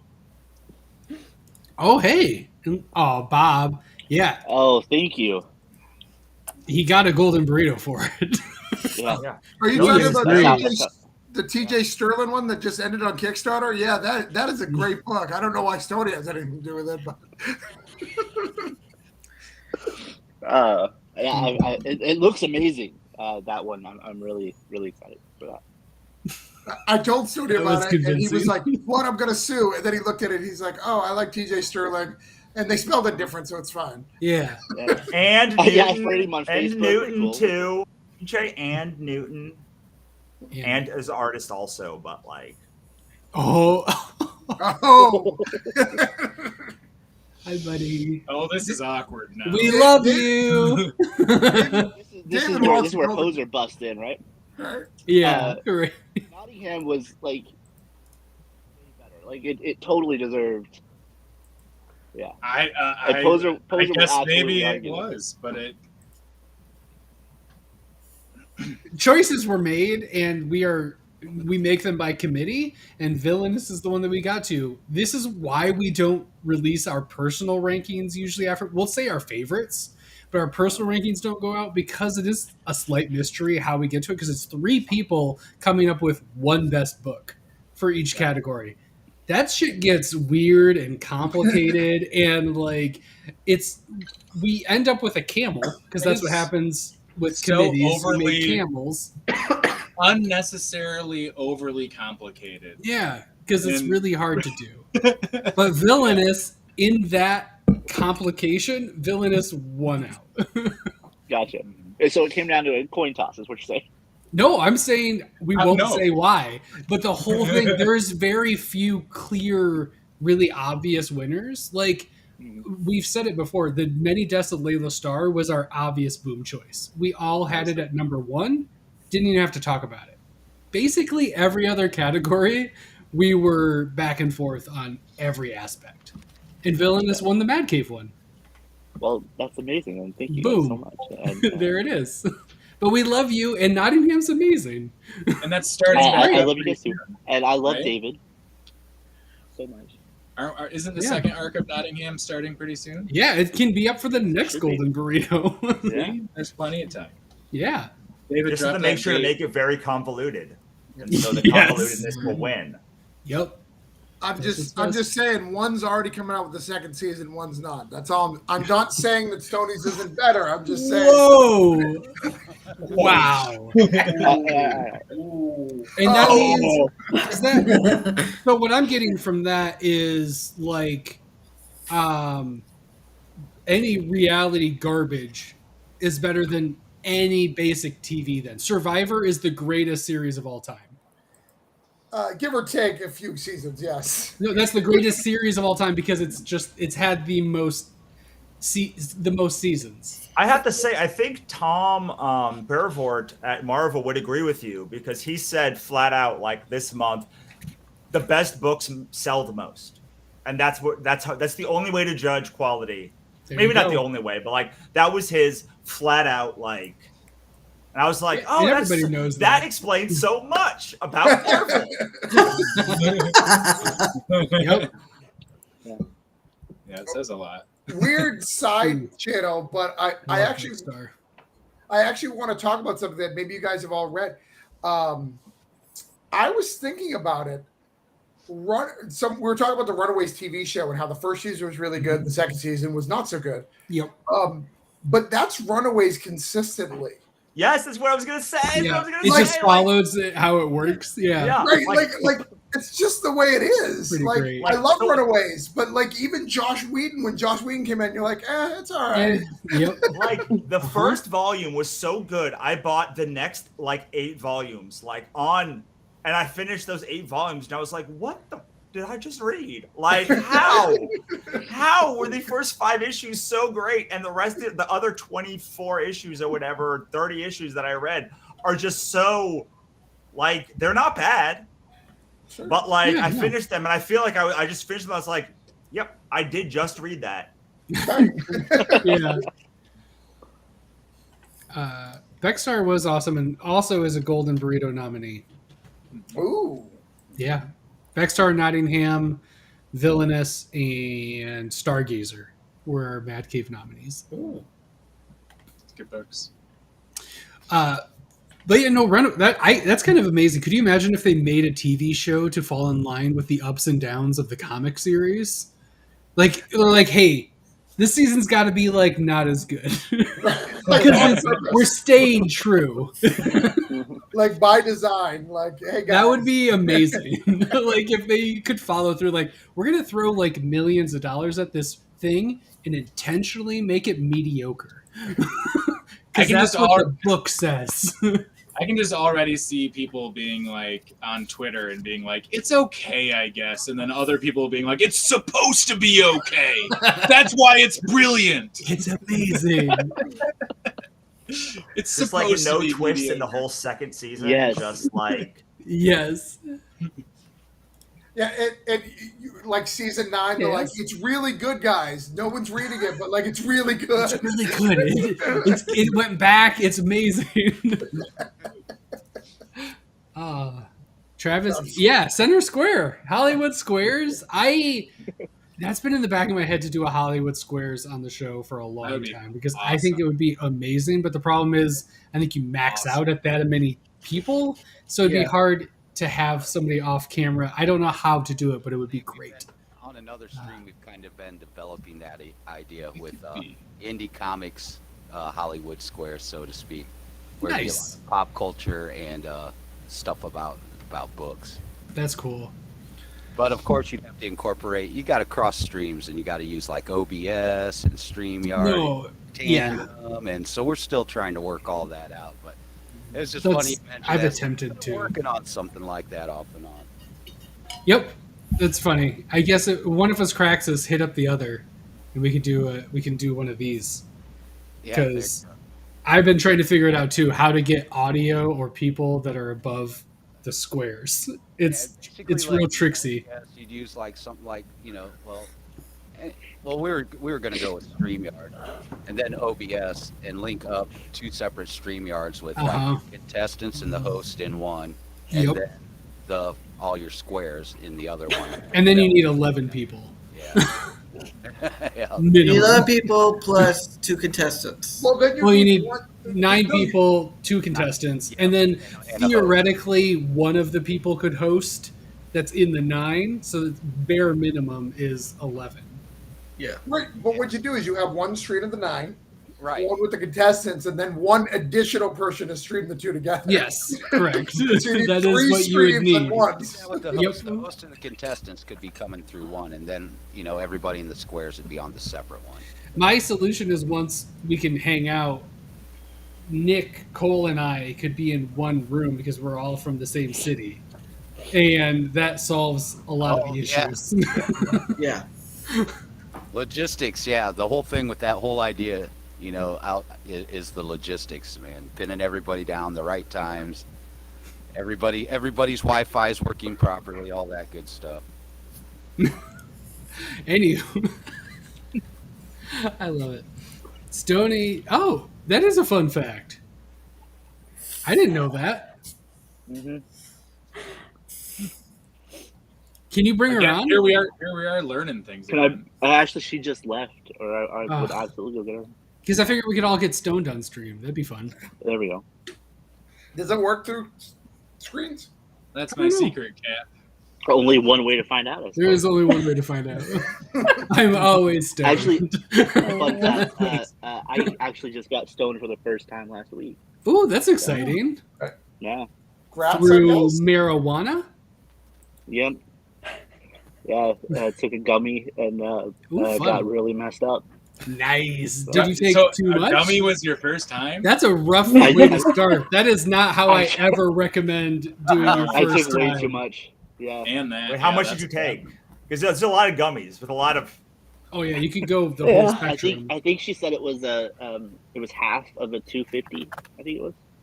What? Yeah. You took half. Yeah. Of, You so took 110 milligrams for your first timesies. I can't feel my face. That was a wrong move. Oh, everybody else had a blast. There's video. Oh, I'm sure. Yeah. Because they had those So wait, the straight entire gummies, group took so 110? they were all set for it. Everyone took 110 the Oh same no, time? no. Oh, just you. Oh. Everyone else took about 20 much to 30. smaller doses. So, yeah. Yeah. Yeah. Walls. I was Wow. losing time. I kept asking people what time it was. Uh-huh. Did you do anything, or you were just hanging out? Just How hanging could out. you I do stayed on the bed. anything? Was I time. thought I could be okay. I thought I could push through it and be okay, and I was never okay at any point. I started laughing so hard I was crying, and then I forgot that I was laughing and thought I was actually crying, so then I got really upset. Oh, I couldn't remember laughing. I thought I was just crying. Yeah, it was awful. How That's the long were best. you stoned for? Like 3 days? Are you still It stoned? felt like hours and hours and hours. They said It we were never only here ends. for like 45 minutes before they sent me to bed. So I was at Classic. Emerald City Comic Con a couple of years ago. There's a picture of me, or used to be a picture of when I had Instagram. I bought like $500 of books, put them all in my suitcase, in my one carry-on suitcase. I don't know, maybe I like threw away all my clothes. I still don't know how I got them in there. And walked around the convention for 14 hours, like stoned. Like it was so bad. I took a breath, like a strip at like 7:30 in the morning. I hopped a flight at 7:30 at night, and my friend saw me at the airport and was like, "You're not going to be able to fly. Like you need to focus on me and do what I do. Otherwise, you're being stuck in Seattle." Left foot, right foot. That would- Left foot, right foot. Yeah, so everybody that else would not sent me to work bed. for me if someone was like, "Hey, you're not okay." I'd be Oh like, no, yeah, that's Oh, great. yeah. Nick would be I fine need everyone until around me someone to said tell me that. that everything is okay all of the time, and that's when I'm not high. Sober I stayed up. Nick I needs watched that. the first 2 episodes of Vox Machina, which I don't remember any of, and ate an entire package of cookies. I watched the first 2 episodes with my wife this morning. Legend I've of seen the Vox whole thing, Machina. and then So I great. started over. I remember So good. Oh, I've made so was many it gifts. halfling testicles Yes. that I was not prepared for. Yeah. I didn't need to know. So What do you mean you didn't need to know? I just didn't. That was How nothing. How dare you? I never went. You know what I It's wonder? beautiful.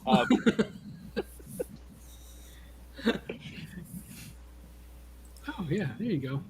I understand why you're so against learning tonight. Then, if you think last thing you learned was about halfling testicles, Right. Yeah. Isn't that how most nights end?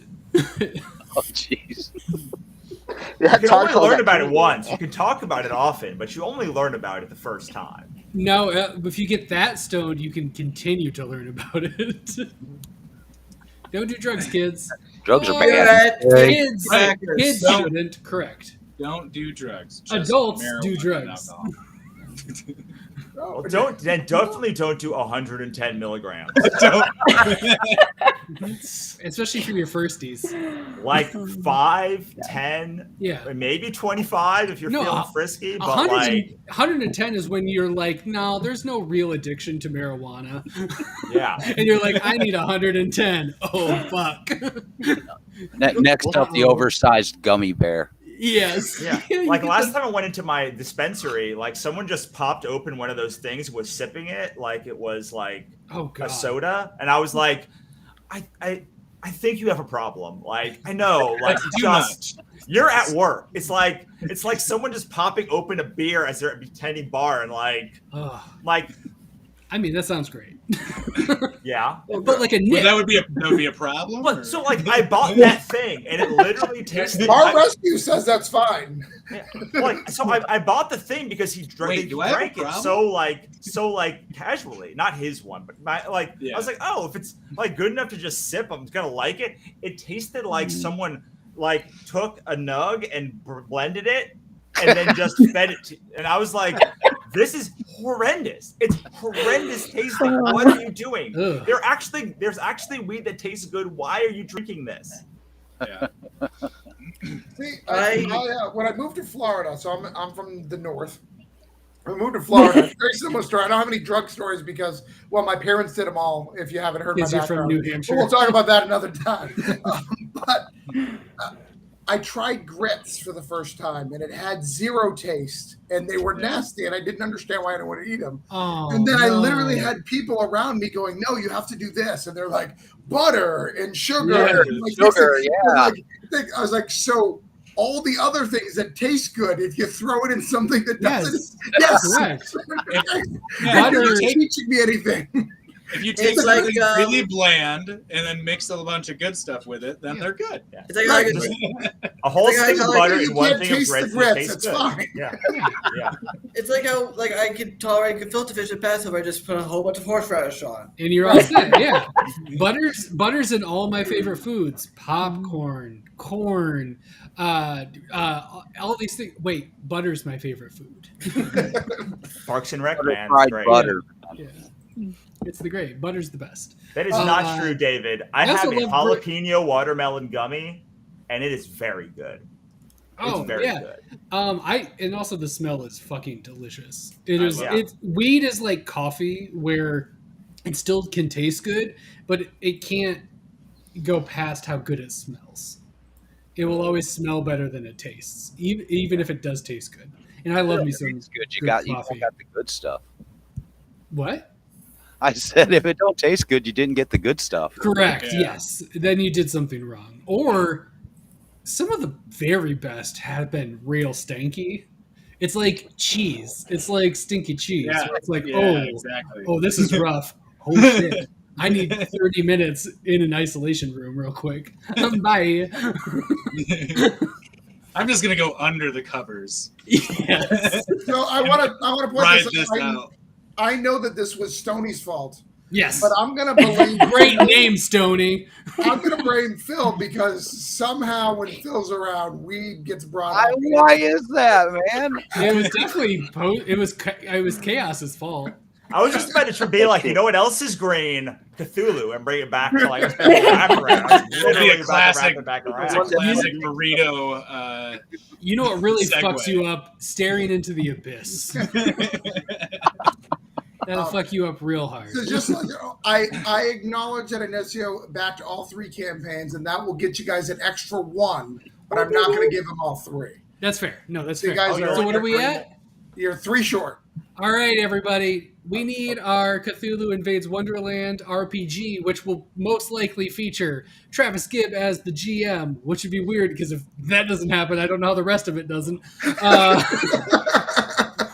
Stoney as a PC, Nick as a PC, me as a PC, and some of your other maybe past favorites like Poser, Cole, the book salesman, and Chuck, who fucking isn't here. Where the fuck are you, Chuck? I don't know where Chuck is. He said he was coming Fuck late. you, man. You said you were going to be here. He's very late.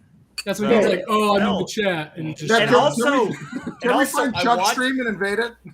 I want to go to bed eventually. So, like for me, just So three $1. more. $1 three times. It's the $100 physical. three times. No, it's the physical that it has to get to. That's why this is trickier. Oh.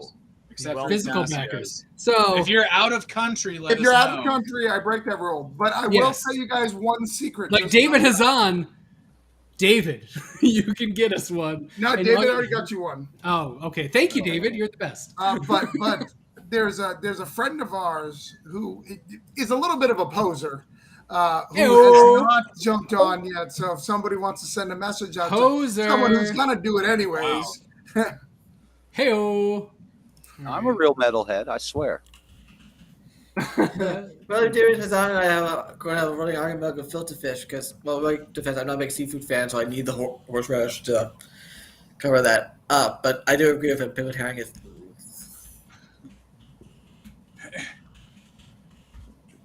Travis, next time we just need a tier for this that people can pay. Right, But then you also the get burrito into tier. play. But then you get into play in the D&D session. It's gonna have to be limited. Yeah, definitely. they're real limited. Yeah. I thought about it, but have you ever played with you, Nick? You haven't because you haven't done. No, When there is a time where there's someone who does not vibe with the rest of the people just a playing the game, rando. it makes it really rough. I'll tell you. Yeah. Because you want them I to see have that. a good time, and you try to make them have a good time at the sacrifice of your good time, and it's not good. Yeah. Poser's real life number. I'm gonna text him. No, I'm call. right Just back put it and on you the want to be screen. filmed. Oh yeah, I'll just call Just him. call him. Call. Let's get Put him on the- speaker. Good call. No, I'll put him on speaker Put him for on sure. speaker. Hey, why haven't you backed Cthulhu Invades I Wonderland? forget if I have him under Dustin or Poser. I actually know Never his heard answer, of and I'm it. excited to hear it. Oh, dude. Checking on it, up to 350 backers right now. Yeah, we got to 350, which is great. Russell's still beating me by a whole bunch, though, so I've got to catch I've up. been live for like 7 years. It doesn't matter. It So doesn't matter. long. Been live for 3-4 weeks now, with 3 weeks to go. You're just like, I'm going to hang out with other people's stream. I don't care. Like, I've seen, like you. So you had the big list, and I was like, I'm not even. Your gonna call try has and been book forwarded to an automated I'm just voice gonna messaging do system. Travis ones. 9, for the second half 1, of this because like I 3, just do not have 3, the energy. 0, 6, 9, 5, now we 4, all have Dustin's 1 number. is not available. Please Womp record your womp. message. When you finish, Sorry, buddy. you may hang up or Love press it. 1 for more options. Hey, Travis has a message for you. Change your number. We're missing your name on Cthulhu Invades Wonderland. They would like a role-playing game, and they can't have it if you don't back. So I don't know what's going on. Here we go. All right, thanks, Poser. Love you. Bye. Sorry about putting your number. Whatever. No, It's Bert, too late now. if they get to 9, we'll factor you in. I can go back and post and make it subtitled too, so everybody can make sure to get his number. Subtitles on. Yep. Make it a hyperlink too. Yeah, I'll put the thing up in the corner so you can see it. Yeah. Put it in the comments. Yes. Oh, thank you, Bob. Yeah, I like the 4 dead bodies a lot, all of them. And issue 4 is really good. Todd's got the coolest covers though. Todd. Oh yeah. 1 second.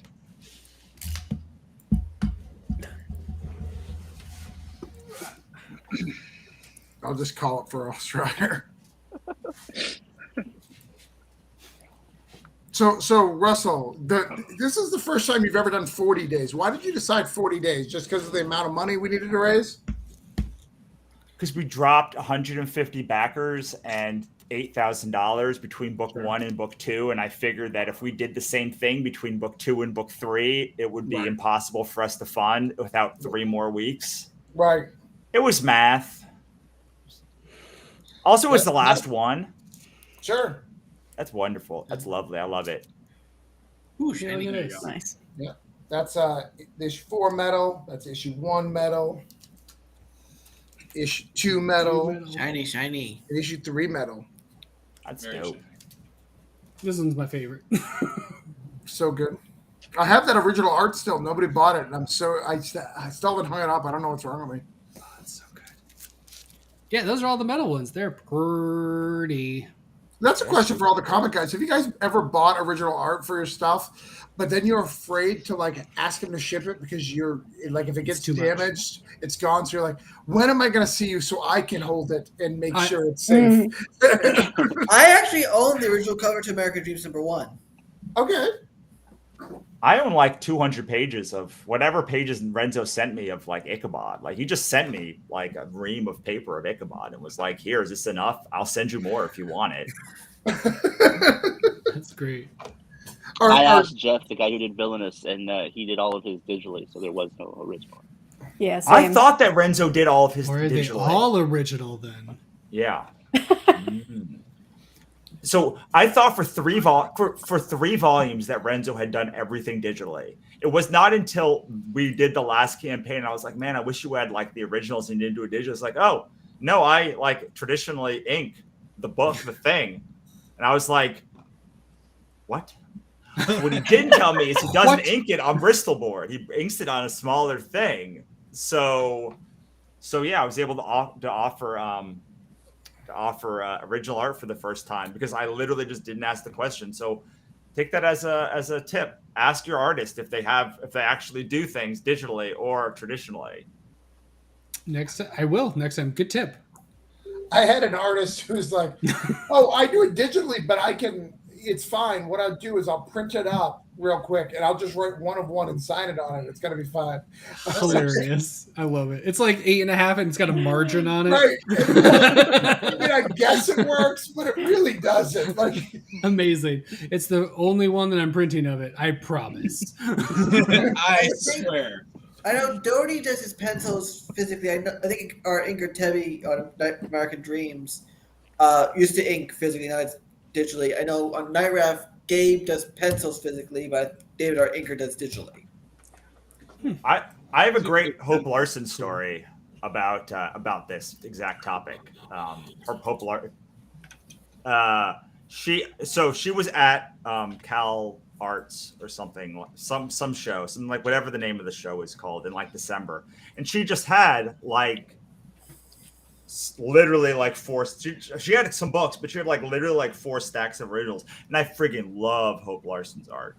I love Hope Larson. I know you guys don't. That's the art style that I preference. Like, oh no, NFTs. Oh. He's trying to not say NFT, and I just fucking hate them. So yeah, that's the face. So she I'm like, what? I'm like, you have like these pages for $5. Like these are like original art from like some like well-known pieces, and she's like, I have like a literal room that just has original art in it. Like I need it gone. She's like, you want to take more? I'll give you a deal for more. Like, just like, Jesus, get it out. I sell by the shovelful. Wow, that is like, wild. Yeah. So I got like 10 pieces of her art for like $30 or something. I was like, this is crazy. I don't understand why this is happening, but like, I'm very appreciative of this. This is cheaper than buying a print of your work. Yeah, right. That's wild. That's really weird. The only time I've actually been tempted, because I'm just not big into like originals and art, and I like to collect stories. I've talked about this before. Like, I like my trades more than I like my singles, and I've like leaned into that, especially recently, because I like to collect stories. I don't really care about the value, and I don't want to flip anything. I literally have like never sell on eBay. I don't get the point of owning a comic and then being like, I can make money on it. That's not why I do it. The only time I've ever almost spent way too much money is fucking Jason Sean Alexander's goddamn amazing website where he sells those prints of like Philadelphia and all these other amazing things. It's the only time I've spent like real deal money on it, and I still just couldn't do it. But someday, that's like the only time I'm like, just picture it on the wall. It'd be real pretty, nice and big. But I'm just, I don't know. I'm good with a print. It's just as pretty as the original, in my opinion. But if I could get it for $5 a shovelful, I'll take it. They were saying that like seeing the actual ink lines like that you don't see in the print is like what changes it. And I was like, I'm too dumb to notice that. Yeah. Like, you can go buy a Mike Mignola artist edition print, like artist edition book, and it's like $100, and it has all of the pages like on Bristol board. So like, yeah, that's pretty cool. I don't know. I have a small original art injection, so a lot of them are just commissions, but I do have some pages. So I only have like I think 1 page of anything in my collection currently faded. That's on my bedroom wall. But like there's a couple of pages that are like grail pieces for me, which are like I don't even know if I want to get this framed or just keep it protected in my portfolio because I actually have the cheapest Jim Lee page I could ever find, and it's like right now just resting in my portfolio. It's like I do want to get framed, but it's like COVID. I want to go to the frame store. Right. So, Carl Merlin is a friend of mine. That's cool. Each their own. He did the loaners, and he had a Darkhawk page that I wanted. And he made me promise that I wasn't buying it because of the Darkhawk mocking, for the number one being a Jeff. He's like, don't.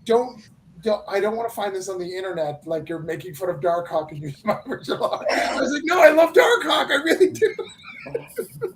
You're not making fun of me, are you? I was just playing the Guardians of the Galaxy game because it just went free on one of the little platform things. So I finally am like checking it out. Nice. And they make fun of Darkhawk. They make fun of Darkhawk all the time. It's fantastic. Yeah, Hold on, it was where great. is this I free? laughed and thought about you, Travis. What? Where is this free? Xbox Game Pass, I believe it's on. Yeah, there. that makes sense. I think I got Guardians of the Galaxy, but on sale on PS4. So I've been waiting. It's Yeah, been I on saw my that. Steam wish list, and it's only went down to 30. And I'm a patient gamer, and I don't spend more than $20 on games anymore because there's always a $20 game out there. Because So I just Cyberpunk play we it didn't then. see it for 4 months. I did buy that because Witcher 3 is one of my all-time favorite games, and I trusted them, and I was a fucking idiot. But that's on me. All trust broken now. But Guardians of the Galaxy is fantastic. I'm halfway through now, and it's amazing. I lucked out because I won a gift card for PS4. So Nice. That's all Then I you got. got to go for it. Horizon is the one I'm waiting for now. It just came out. It's going to be a bit. I know. That's what I'm waiting for. That's why I'm waiting. Christmas. Yeah, I just got the new Final Fantasy spin-off game, so that's gonna be my next little. Nice. I really want Tiny Tina's Wonderland. Oh, yes. So, do we want to see some art? Because I can do that real quick. Let's do that. I have to be always real wanna see quick. art. Do I tell my portfolio? Some art. Yeah, no. I'll show Yeah. some art from the book. We'll show some Abby pages. We'll show some Stony pages. Because Stony draws as well, right? You draw, color, the whole thing. I do. I realized just the other day that I have made more money coloring than I have writing comic books. Oh. Sounds about right. Yeah, well, you guys don't even know how upset I was. I love Stony so much. He was such a great support on Oz. And when I found out that David brought me a writer and made him color his books, who was doing a Mad Cave book, and Mad Cave was on their upstream, right before the pandemic, they were really being talked about, as the next thing. They really, I'm not trying to harass them, but they've been losing their steam ever since then because they were on their upswing. Everyone was talking about all their books were being hits and stuff like that. Can I borrow Cthulhu? If I pledge, can I borrow Cthulhu for the weekend? Sure. Steve, you can. Just only that deal is only for Steve. It's only for Steve. Also, hi, Steve. Hi, Steve. But getting it, so Stony, I was like, Stony, you can come to the next one, but you cannot color. You're not coloring. You are a writer. You literally are a higher level writer than me per publishing work. You, in fact, at the time, he had a completed series and I did not. He was higher. Come on, let's get your shit together. I was so mad, but it is what it is. All right, can you do this, Nick, or are you on? I share screens. Abby, what page? What you want to show the page and talk about it? Maybe not. Oh, Hey, no. what's Hold up? on, I gotta share. Hold on, I think it's me. If I share, you can then approve it. David. Yeah, I can go full screen for you. No, there you go. Cool. Abby, you want to talk about Abby? You want to talk about it? Talk about Abby's work. Sure. I think we're. This is page 2. I was like, wait a minute, what page are we on? Yeah, I did page 2 because it had the thing versus page 1. Right. It has the and this is just a random made up Cthulhuan character. I was trying to kind of make him look like a rook. Well, I was trying to have Abby make him look like a rook. I was, because I didn't do the art. And there's this garden area that's basically a chessboard, and you can kind of see that in the background with the lighter grass and the darker grass. I don't want to give too much away though, so it makes it hard. Like, what do I say without giving away the whole thing? Yeah. Well, Giving away the ending. I think maybe talk about why you chose the character, what your motivation was for the character, maybe even why you chose White Queen or how your process. Oh, okay, yeah. So there's an Alice in Wonderland movie that was like 85, I think, with Carol Channing. And to be fair, I haven't actually seen a lot of Carol Channing outside of that. Although Ryan Stiles' impression of her is like amazing. It's the best. From Whose Line. And so there's this scene with her and Alice that is pretty, I don't know if it's word for word from the book, but it's pretty close. And there's this song that she sings called Jam Tomorrow. Actually, I think it's just Jam Tomorrow, but the song is Jam Tomorrow, Jam Yesterday, but never ever Jam Today. And it's just like my favorite thing. It's so weird and bizarre and out there. And I was like, I really want her to come to this point where she's like, no, jam today. And if we could have like cursed, there would have been some curse words in there. I had to keep that part out. But yeah, so I really wanted to come around and just like use that. So that was like my starting point. I was like, how do I put this into a story where she's like, no, it's happening now. We're having jam. So it's actually she's actually like using jam as a weapon because I mean she's insane. So why not? There actually was. My parents told me that there used to be the off-Broadway musical. It was a very short run called Never Jam Today. That was a very short run, but they said the real star that was the Thigpen, who I know best as the Chief from Carmen Sandiego, and she played a new character for that. But like for some reason, I done like Wikipedia searches for that about that show, and like. There's like no information about it because it was that short run. It was that show off Broadway. So the next one up, we're going to do Nick and Phil. They can talk about the. I'm trying to do ones that we hadn't shown on other shows just to make sure. And Steven, if you have not backed yet, I'm not sure if you did or not. Like they need you to back so they can have the D&D game. We only need a couple more. Yeah. So now's the time. Right. And remember, you don't get charged till April 14th, which is my birthday, by the way. I end on my birthday. What a perfect. Travis, you're a week after me. Oh, that's cool. Your parents wait. That means Cthulhu ends on your birthday. No, I think is it the 5th? The 7th. Is that for some reason I thought it was the 5th? Yes, it does then. Okay. I don't know. I got my dates mixed up. Wow, that's wild. I lost mine on my birthday. Who is what? Everyone's got a birthday book. Everyone does a birthday book. That's only fair. Everyone launches on their birthday or around their birthday. There he is. Oh, hey, it's Janope. And he's like, nah, fuck this. Oh. He's like, Phil's in there. I'm leaving. Get the fuck out. Wait, hold on. Do I have the color? Yeah, all right. Yeah, go ahead and show the screen. There we go. So Phil and Nick. Nick, this is the one you did, right? This is it. Yep. This is the page that I stared at for hours and hours and hours, just imagining multiple different things being said and done.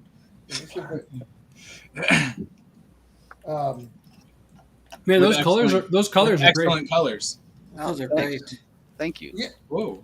Oh, there we go. Yeah, it's really funny. So I told Phil, I was like, Phil, I really like your style of coloring, but it doesn't. My stuff that I do, it doesn't normally fit the style that you do. And then he showed this. I was like, this is amazing. This is exactly what he wanted. And he was like, well, I'm giving you the good shit. Look,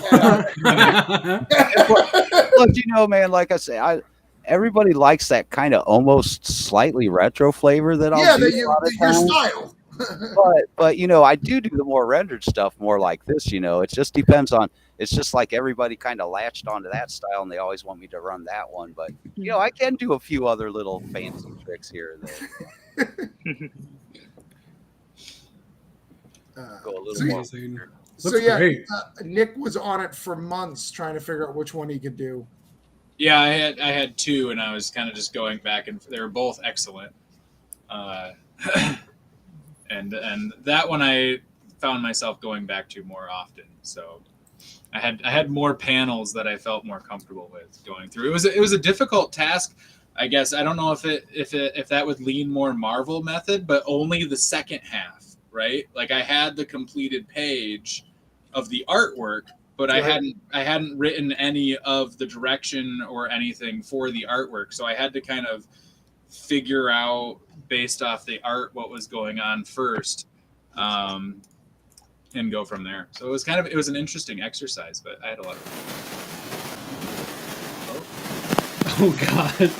Oh hi. Oh, Side of the feedback. moon and shit. Chuck's back. What is going on in your mic, Chuck?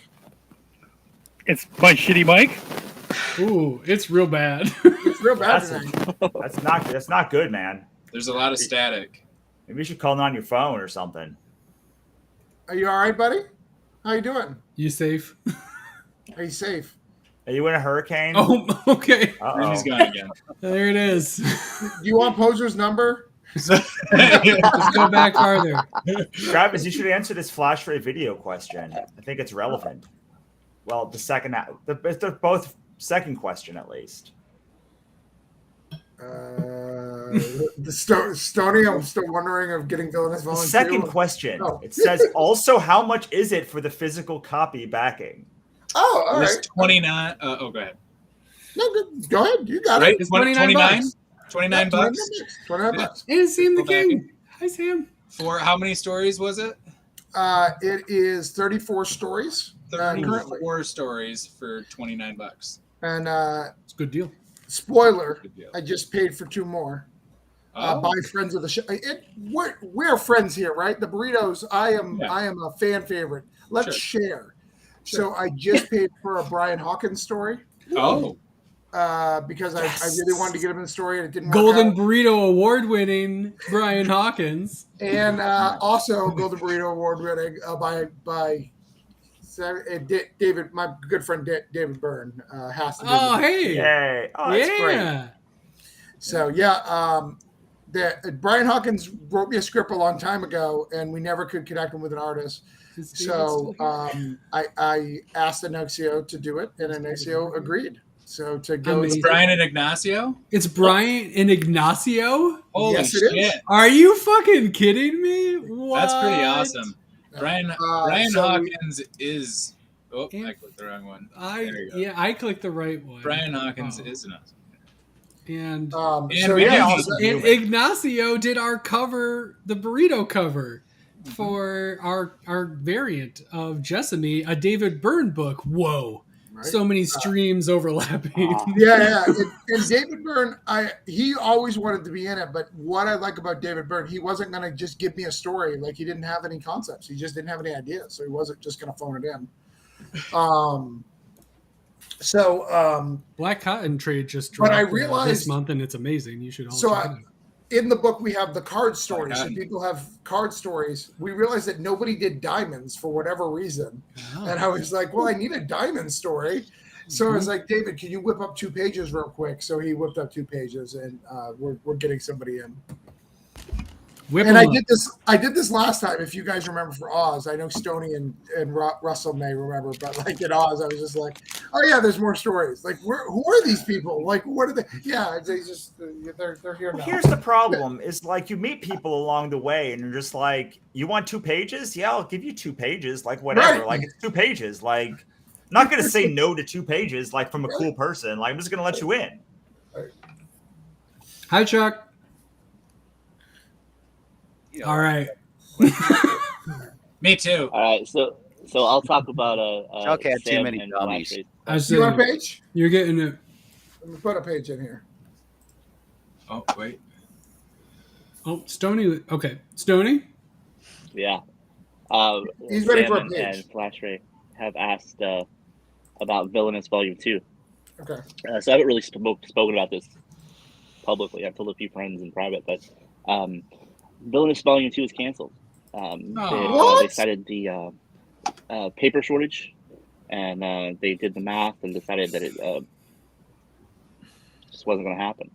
I'm not mad at anybody at Matty Keith. I totally get it. I am pretty fucking bitter over it. That sounds like I was- maybe if things kind of maybe later on. I mean, right? Never say Right. never, but we Yeah. haven't discussed any kind of future which is frustrating because I was really enjoying this second volume and the stuff we were doing, and I did crazy, stupid amounts of research. I was talking to a Chinese scientist about the zombie ant fungus, and we corresponded for like 3 months talking about. Wow. It was so nerdy, and I loved every second of it. But yeah. I'm sorry. Well, do you get paid for any of your because or no script was turned in? So I finished the first script for the first issue, and they paid me for that. okay, all right. Well, at least they're honoring you in that way. You know, that's Absolutely. that's a statement of the company. Like For sure. we did have every intent of doing this. You know, kind of thing. Yeah. Well, Everybody would I'm love not that. giving up on it. I'm gonna still impatiently wait. We're gonna keep giving it golden burritos. Change.org, right? Yeah. Can we start a change.org? Yeah. Can we do Right, a yeah. petition? Petition, sure. Yeah. All right. I mean, there's other major studios that GoFundMe stuff, so we could get that in there. We started GoFundMe. There's some guy right now with $30 million in GoFundMe money. We can get Villainous on. We started GoFundMe to help Matt Sorry, Cave. Chuck. Walls. I'll call my printer tomorrow and say they're willing to print 400 copies. All right, and we call like a whole bunch of printers around the United States. All right. You want to see Stoney's art? We got it. Yeah, absolutely. Nope. Wait. Oh, so good. Nice. I love this so much. Ben really killed it. Yeah, I'll zoom in a little bit. Let's see. That's great. So I matched the original Walrus with the Carpenter poem, stanza, verse, line for line, and I had a lot of fun with it.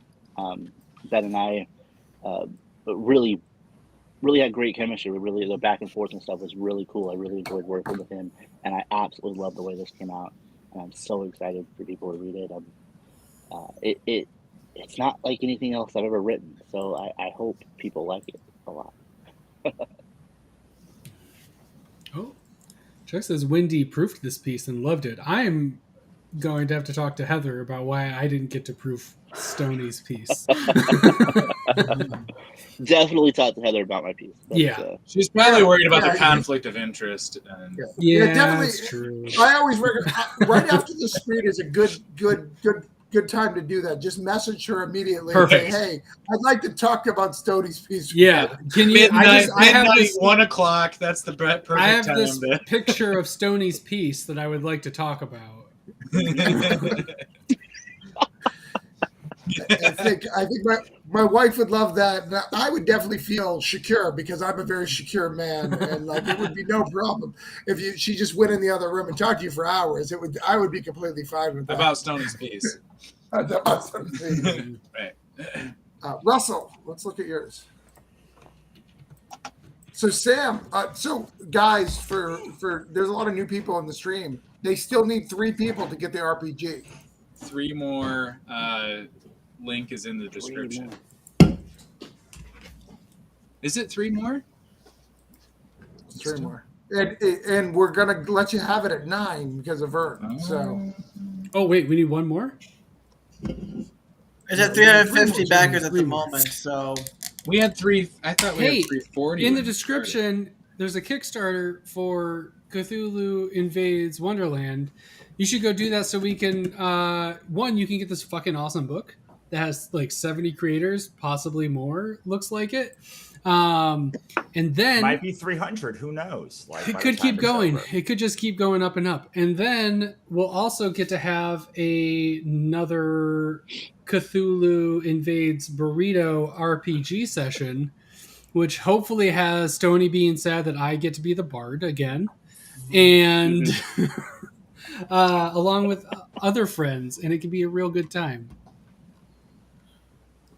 So this is my piece. It's Russell's with Claire piece. Donahue. So Claire was the color assistant for mine and Eric's pieces for the last 3 anthologies, and she started She's always done her own work, but like I freaking love Claire's work, and we tried to work together on a book, and it didn't fit our schedule. So I asked her if she would do this piece, this story for me, and she agreed. And like I just can't say enough good things about Claire's art, and the coloring and everything. And basically, so Alice is probably my favorite character in all of literary canon. And so I didn't spend as much time as Nick going through because I've already read Alice many times, but I did go through again because she has a very specific way of talking that is very proper and like looks at everything, even the most effed up stuff. You can say fine. Yeah, you can say fucked up. Okay. I've been saying it all night. You're good. Language, gentlemen. So they talked about weed earlier for 30 minutes. Yeah, we're not worried about monetizing or anything. You're good. So she looks at the most fucked up situations with this like very British, like, oh, like that is so queer. I don't and like she's never really like upset at anything that she sees in Wonderland, and she takes it all in stride. So I thought it would be really cool to have that as the like basis for how she dealt with Lovecraft, because most people look at Lovecraft's ethos, or like the supposition was that when you look at in the face of the gods, like you will go insane, and the mad people are already mad, so like they don't need to go insane, they're already insane. Like I thought it would be really interesting if Alice looked at the world of Lovecraft's like monsters like she looked at Wonderland when she came on, which is like, this is so odd. Okay, this I'm now talking to a this, or I'm not talking to a that, and like that is just what's happening now, and I'm gonna roll with it. And you don't see that kind of character in Wonderland and in like literary canon so much. There's a lot of like punchy kicky people. There's a lot of people that freak out, but there's not a lot of people who like look at a situation, absorb that situation, and then like process it calmly. And the fact that she comes back multiple times for multiple different writers, I'm even more happy that I made that decision to go that way, because I think it's probably the only way to deal with Lovecraftian gods that like would give you any respect by them, where you're just like, this is very weird. I'm not crazy. I just think it's kind of odd to have this. So I really tried to mimic the beginning of Alice in Wonderland, but as if she was going into like the Lovecraftian madness. And I hope I did an effective job of it, because like it's a lifelong dream to have worked like in Wonderland. And I've done Wonderland type stuff in my own work, but like this was like a straight Wonderland thing, and to do it with Cthulhu was like a really special moment for me. I did Wizard of the Wicked Witch last time, and that was also like a lifelong dream of mine to be able to play in two of my favorite sandboxes with like the gods that kind of gave me a career in comics was a very special scenario. And I took it maybe too seriously, but like I really spent a lot of time trying to get it just right, so it felt like Lewis Carroll wrote it. That's awesome. I think that's really interesting, especially when you factor in what I did with Dorothy in Cthulhu Invades Oz, right? I took the love of Dorothy. Dorothy likes to, when she meets something, she's just like, oh, here's my life. And she kind of spills it out and like, do you want to be part of this adventure? So when she met Lovecraft, say the creatures, she treats them like like a scarecrow. Hey, you're just a mythical, cruel creature. Here you go. Learn to hurt myself. And of course, they're like, wait, you can get magic and there's a world, like, which is what caused all of this invasion craziness. Yeah. Dorothy's really cool because she has this earnestness and like this like forthrightedness and this like also like positivity, but it's not like Glee to see these Right. things. It's just like she's very positive, and like that definitely showed off in like the first one. So I think that both of these characters, especially because of how they like entered the world, like are like two of the best characters probably to deal with Lovecraft, because they see some weird shit and they just like roll with it in different ways. Totally. Yeah, it's not to kind of go into it, but that's what makes Neverland so hard, because Neverland's not like that. Wendy's not like that. Peter's not like that. They're a lot more willing to go against the thing, and build armies and do the thing as needed. Where they just like, I think we could talk this out. Like, well, you just don't see that a lot in like fiction, right. And you don't like, and part of it is because like there wasn't a strong like there wasn't the way that books are structured now. Like the Oz books are very odd because they start outside the Emerald City.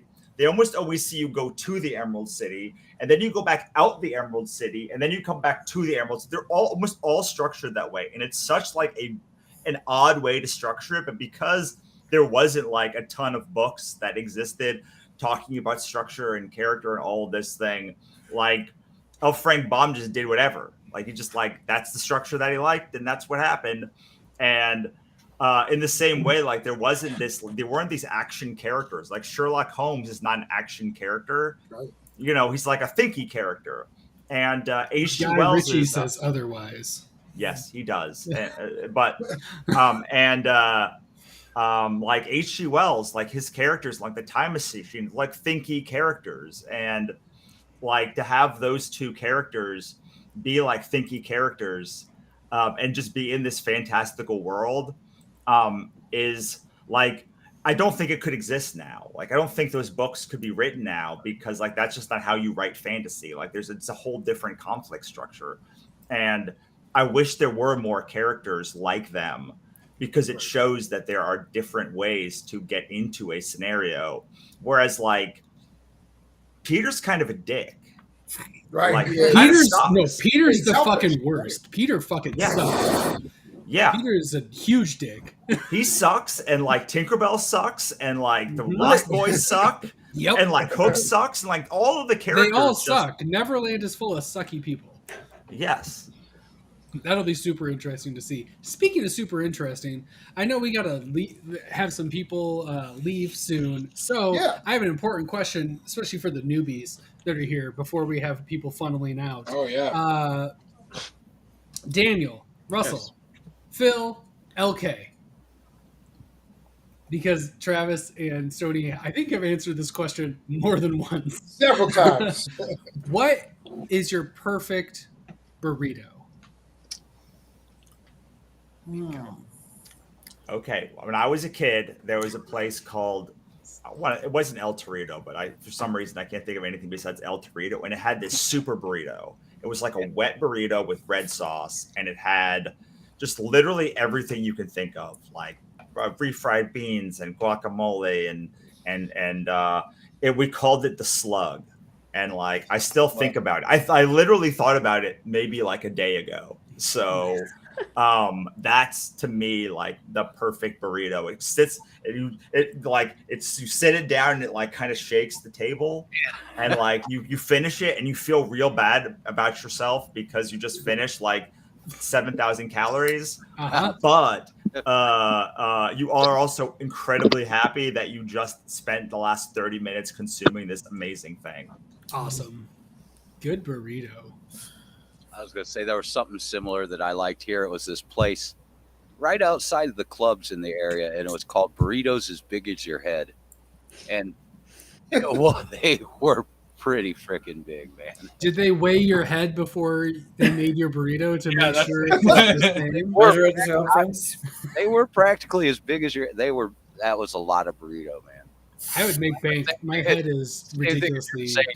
You felt bad about yourself after. It's like, I can't believe I ate all that. That's the right. Those are the best kinds that make you a good just feel bad about it. What have I done? But you don't care. You're just thinking about the next time you're gonna get one. Yep. Okay, Daniel. So I actually pulled up my burrito order from one of my local burrito places. Wheat wrap, Spanish rice, refried beans, steak, green tomatillo sauce, and sauteed onions and peppers. Nice. Solid. So Alright. I'm actually a breakfast burrito person. So Yes. eggs and Ooh, sausage. alright. Yeah. Egg, Chorizo. sausage, cheese. Chorizo's okay. But I keep my, I don't know, a little bit like simpler for the breakfast burrito. Okay. It's So like, just a breakfast sausage. Nice. I dig it. From anywhere in particular, or are you making Well, these? I've been pretty like slack at eating paleo, so yeah. But no, I don't have like a favorite place right now because I'm not Sure. trying to go like find one. That makes sense. You're trying to avoid it. Yeah. Yeah, that's fair. Avoiding burritos is difficult because Have you ever noticed that the breakfast burrito at McDonald's has gotten significantly smaller over the years? Yes, as we've aged? yes, I have. And I don't think I've it's never my had hands. one. I think it's No, the ants. it angers me so much because that's one of my favorites. Actually, Sure. it's not good, but it's so good. I've never had a McDonald's really? breakfast burrito. They have the picante sauce. You have to have it with the sauce, otherwise. It's so good. The hot sauce with it. All right. It's just. I'm never going to try this because now I'm ethically opposed I to wouldn't want you McDonald's. to now because you would have one now and be like, "This isn't that good," and I'd be like, Yeah. "You're right. They used to be better." I haven't eaten McDonald's in months now, which is a feat for me. What you need to do, Todd, is Yeah. get Nick to get it for you. He'll order like 4, make it to be what it used to be in size, Sure. and then you'll enjoy it tremendously. Perfect. So you can experience it, and then when you go to order it next time, if you go there, you'll be disappointed like us, and you'll understand. Then you know. Perfect. Yeah. Also, yeah, no, Australia. I remember having a friend visit from the UK, and I brought him to like because we live in West Michigan, which sounds like it's populated by the Dutch, and it doesn't seem like it's great, but we have a really strong Hispanic culture here, Yeah. Hispanic population, which is amazing. I love it, and we have really strong Mexican food. So I was like, I'm gonna flip his fucking shit on its head because he fact. thinks ketchup is salsa because he lives No. in England, and that's what he sees as salsa. And I'm like, I'm gonna fucking do it. He barely like went into it, and he was just like, he took like the littlest nibble and the smallest dip and was like, nah, I don't like it. I'm just like, fucking shit. I was so excited to introduce it. So yeah, I'm sorry that it's so hard to find for you. I'm assuming Australia is But you could similar. Do you have those things, David? Do you have like you can buy tortillas, eggs, and sausage? You can make all of those things. That's all you. It's really all you need. Speaking of make all those things, I know some people have to make their time spend their time wisely. I know I'm just gonna fucking twist the segue how I want it to be, and they need to have other lives that don't involve being on a YouTube show. So I know, that Stoney, like? you have to get going. I know, I don't understand it. Stoney, we love you. Thank you for being on again. Are you in Thanks for Nickelodeon having pants me. right now? I am not. I Fuck. was looking earlier. I was like, damn it, I wear the wrong pants. God damn it, Stoney. But I did wear them in all of my weed videos, so I'll have to send those to you. Perfect. Okay. Yeah. So I thank know you you for being didn't ask, here. but this show is my perfect burrito. Oh. That's real nice. Wow. I thought you were going to say Everything's my old favorite dog. burrito was a And that's golden why one. that's why he won right there. Yeah, that's it. That's it. Sorry, David, So you your never said favorite that. burrito is without coal. I get it. Oh shit! Oh, shit. But yeah, thank you, Stoney, for being here. So And much Russell, I trouble. know you need to run out. It's very lovely having you here for the first time. Hopefully, we'll see you again. Yes, hopefully, and go and like Yeah, go get hit the up last the- three. Get the last Yeah. three backers that he needs, and And then while go you're at get it, like Cthulhu's come Hard and get to Cthulhu's Spell. Hard to Spell, so you can get Yeah. your bookmark. That's not metal, but Right, is you can awesome. bookmark. Battle Royale. Let's go. Awesome, man. Thank you guys so much. Have a great day. All right, good night, guys. Thank you. Thanks, guys.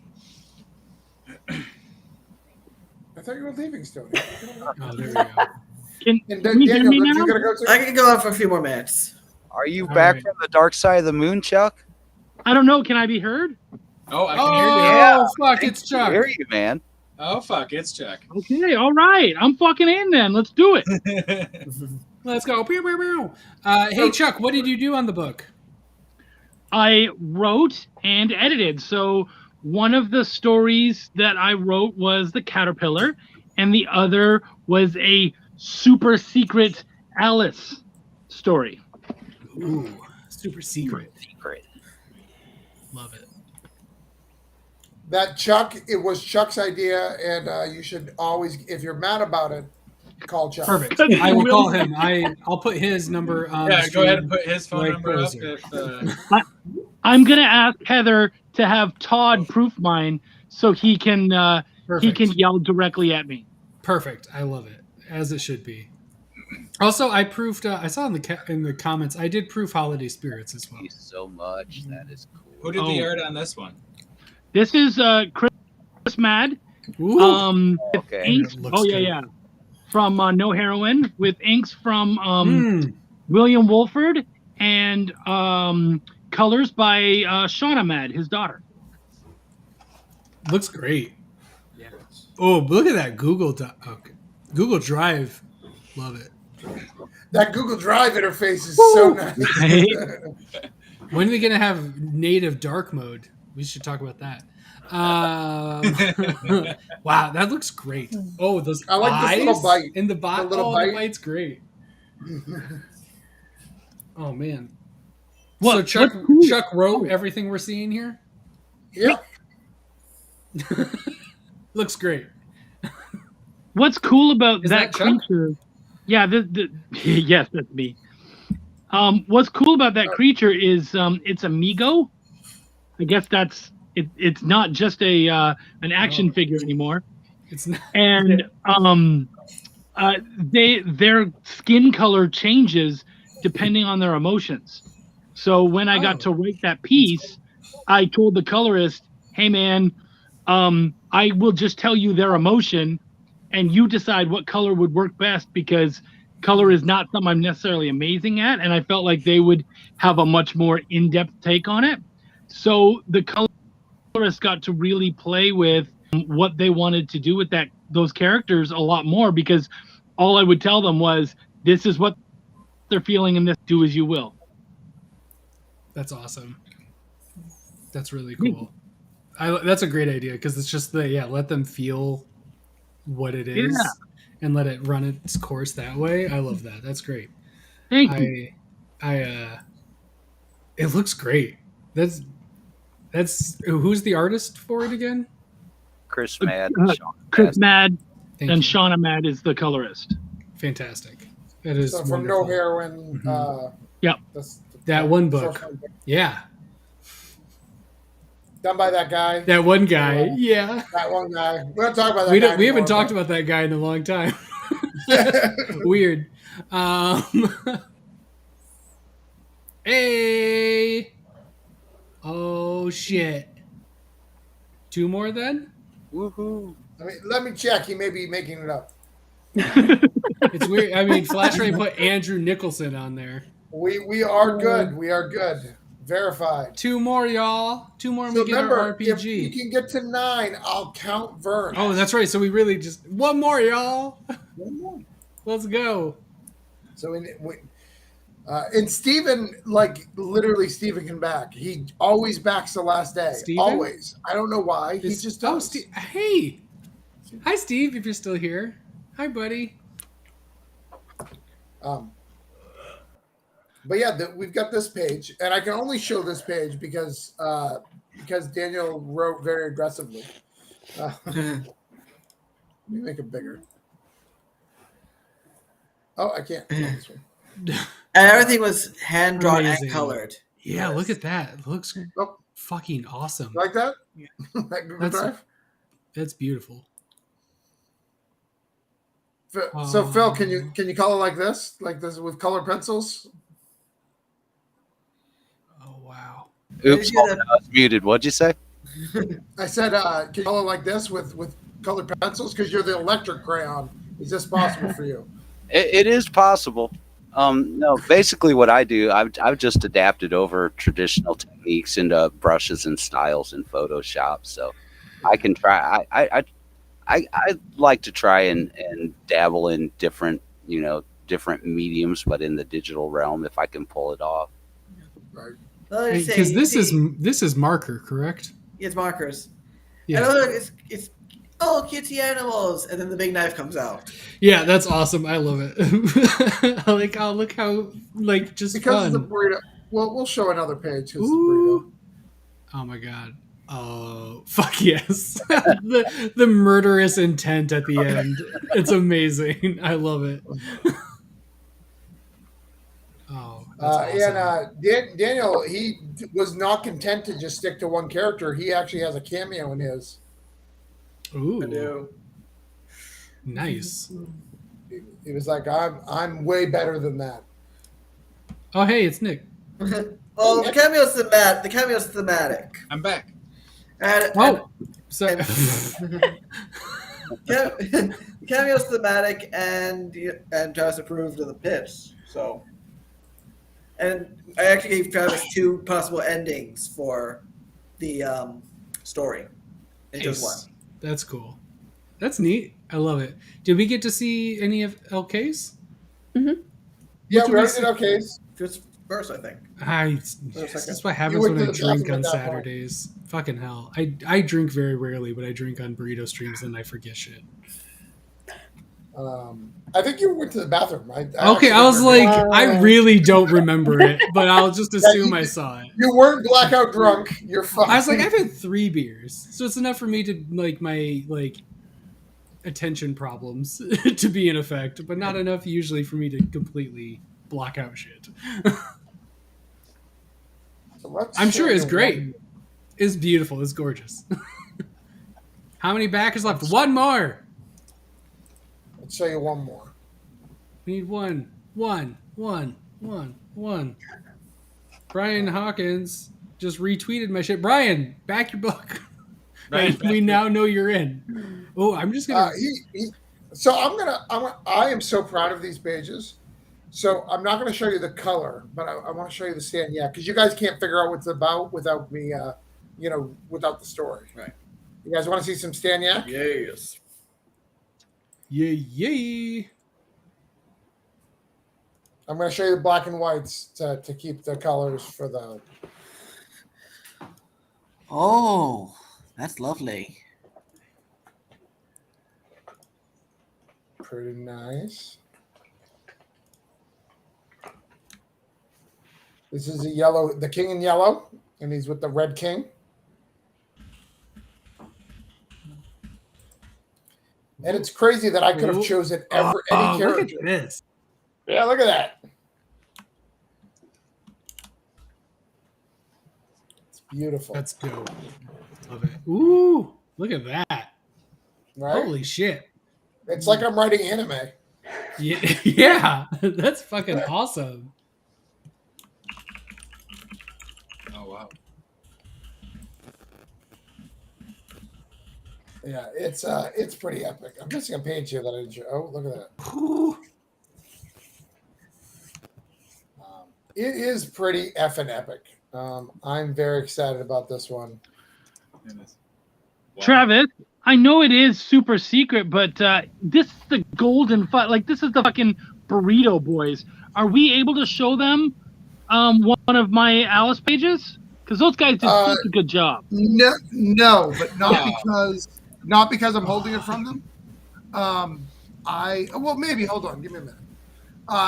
So he sends it in a weird way that it doesn't appear in preview, so I'd have to open Photoshop, which is really hard. Oh yeah. Is it hard? So I just got a tweet, by the way, from Stoney's wife that's Medusa says, I told someone's looking for me. Amazing. That's great. I'm like, damn, all right.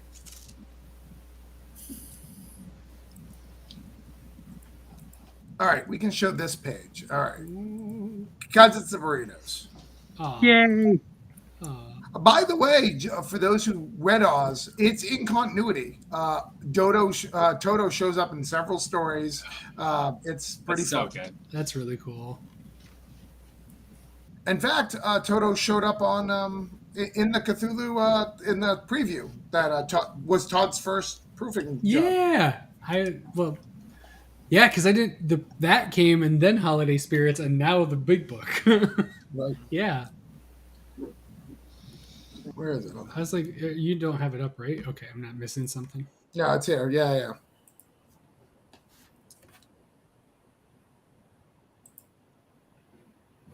Can you see it? Yes. Ooh. I can't make it any bigger because of the way. Well, hold on. Let me see if I do this. Is that making it bigger? Yes. No, just for a second. Oh, just for a second. Boom. Little sneak peek. Oh, there. That's as big as I can get. Oh, I've heard that before. Yeah, that's been an ongoing problem in my life. Thanks for bringing it up. Oh, I said, well, me too, I guess, the way I put it. But yeah. That's awesome. Oh, man. I don't know if you want to spoil. I don't know if you can tell who that character is without stuff, but I think you can tell the character without telling the stuff. That's Alice. The other one. The other one. That is this is okay. If I have your permission, I'll do it. Hell yeah. This is a meeting. Yeah, just tell them the character. Don't tell the you have my permission. Yeah. And then everybody dies. No. This is a meeting between Alice and her of Cthulhu. Ooh, dope. Amazing. Cool. That's a good meeting spot. Right? It's very Wonderland. That's awesome. So I can't see you guys at all because my Twitter has blown up. I'm not sure if I'm ever going to be able to come back because I've blown up my Twitter so much. Baby, come back. Oh. Hey-oh. All right. We can see you. Okay, I'm back. Oh, there you go. So yes, that is all of our pages that we can share. Amazing. Tonight. I know Daniel needs to be getting gone soon. Another classic burrito question, since the other two got a classic burrito question to leave. Daniel, if you had any big two or any other, we can include Image in there, a recurring franchise that you would love to get your mitts on and tell your own story in it, what would that be? Well, of course, if I wanted like the big brass ring, I would say Batman. But if I wanted like a little smaller, No, that's fine. Batman. Yeah, Batman. Yeah, that's one of the big two. Yeah. Yeah, That's- because This is your dream. like Yeah. my first real scripting was fan scripts for Batman ideas. Dope. Very cool. So that's like that's that kind of playground Yeah. of DC. I would love to That's awesome. play around in. It's just like a Gotham Knights book. Yeah, no, but that's the idea. I mean, that's the Yeah. idea of this question is just if you got to choose your dream, like there's that one that you got to grab, fucking yeah, Batman. Give me Batman, Let's and I'll go. bring him back more to like the Batman the Animated Series style. Because I Nice. think we got a little too dark. All right, yeah, sure. I mean, the thing is, there's like 18 Bat books, so it really should have more of a spectrum. There's just so many. And Speaking, yes, David's right. Batman's of the tribe. Segue, Nick. Fuck you, man. You started as soon as I hit it. Speaking of awesome things in comics, Brian Hawkins, everybody. Hey, Brian. Everybody. Brian, by the way, was the first one to back Night Wrath, so What up? Oh, really? yeah. Absolutely, Daniel. I got you. Kickstarter darling. I got you. And on that note, I gotta head to bed because I got D&D like in the morning. So I guys, I hear ya. Enjoy. Bye, Bye. Daniel. Good to meet you, man. All right. Hey, everyone. What's Hello. up? What's What's up, up? Brian? I have about I so happen to open my Twitter and check my DMs and like, whoa, okay, this is happening. All right. So here I am. I got about 15 minutes. I got the two kids up there wanting to watch a movie before they fall asleep. So, but I wanted to pop in. Travis, congratulations on the success, brother. Amazing. Thank you. Yeah, we dropped the news that you gave me a script a long time ago, and that I finally got you an artist on this. I was actually waiting to drop it for this show. So yes, we won't announce it. We'll probably add it on the Kickstarter as like a inside baseball, but it's like 12:30, so we're good. We're good. Nobody's paying attention anymore. It'll probably be a stretch goal adding Brian Hawkins, but you know, I'm excited to be a part of what you're doing. I mean, I missed the last one, so it was right. So you know, it was. I was so excited when you asked me to be part of this one, so I'm excited. It's cool. And I dropped the ball. Like I just didn't have time. I didn't get the artist, the right artist that I needed to do. And then I was like, Ignacio, he's fast and he's good. Let's see what we can do. I think he would pull it up because I messaged Ignacio. He's like, can I be in Neverland? I was like, no, but how about Wonderland? And he's like, what? And Ignacio has we've been going back and forth on DMs, and like he has me excited. Like he's excited, I'm excited. So like what you have going on is really cool, and I'm fortunate to be able to contribute. So and to be paired with him, and he's excited. Oh yeah. I'm so fucking excited that you both are on a fucking story together. This is where after this, I'm going to DM after I get done talking to Heather about Stoney's piece. I'm going to be like, hey, can I proof Brian and Ignacio's story? Because they're both like my favorite people. Oh, you're my favorite people too. Ow. Everywhere. Hey, Ignacio, what's up, brother? Well, you're definitely going to want to have Chuck message Heather about making sure that you can proof Chuck's as well, because you're going to need Chuck's to understand Brian's. Oh, perfect. Cool beans. I got you, Todd. I got you. Yeah. Very cool. Very so cool. do we get to know, because we got a little, like we know about LK's, we know about Chuck's. Is Brian's like super secret? Like this is like epilogue. This is the epilogue. Nice. Cool. Yeah. All right. That's fine then. I won't pry, but like what's it about? Well, you could save the main character. Oh yeah, who are you writing for? This would be our sister, Ada. Cool. We're going with Ada. Sweet. That's awesome. Yeah. I was literally about to make a speculation about what that means and where that's going, but I'm like, this actually will lead to another story, and I don't want to even. I'm so excited because I don't know about it, and I want to have a little surprise. Cool. But that's really cool. We actually, it was today. Like we actually were having a conversation on DM about like, about Ada. So it's like, yeah. I mean, I'm hyped anyway about it, but Ignacio, like, I mean, he's been on it, and it's like that just gets me like just even hyper. So it's so cool, so cool. Ignacio's the man. Well, and I've had the script for a long time. Brian and I talked about it. We talked it out a long time ago. Worked out the details. Yeah. It's one of those things that falls through the cracks when you're doing 100 things. There you it know, is. You're a publisher. I don't have LK. You're a publisher. You're busy, man. You are a publisher. You're busy. Orange County. Yeah, right. Well, LK keeps me honest. She messages me and says, "Hey, what's going on?" Look at this Ignacio. This is Ignacio, y'all. You should DM us if you want one of these. It's not virgin, it's trade dress, but this is the virgin. And that's Ignacio. He's fucking amazing. Real good. Get my copy. I got a DM right now. Yeah, there's a here. God damn it. I hate. I'm typing directly to you, and I'm saying DM on my DM. How about why that? I did it. DM on my DM. Oh, you can just go ahead and say his phone number too. That's fine. Yeah. Go ahead and say, Brian Hawkins, go ahead and say your address to Todd. No problem. This is I'm my address right now. If anybody wants this, they can DM us, and it's like $25 plus shipping, and it's Ignacio original, and it's fucking amazing. Hey, look, we're dead on the.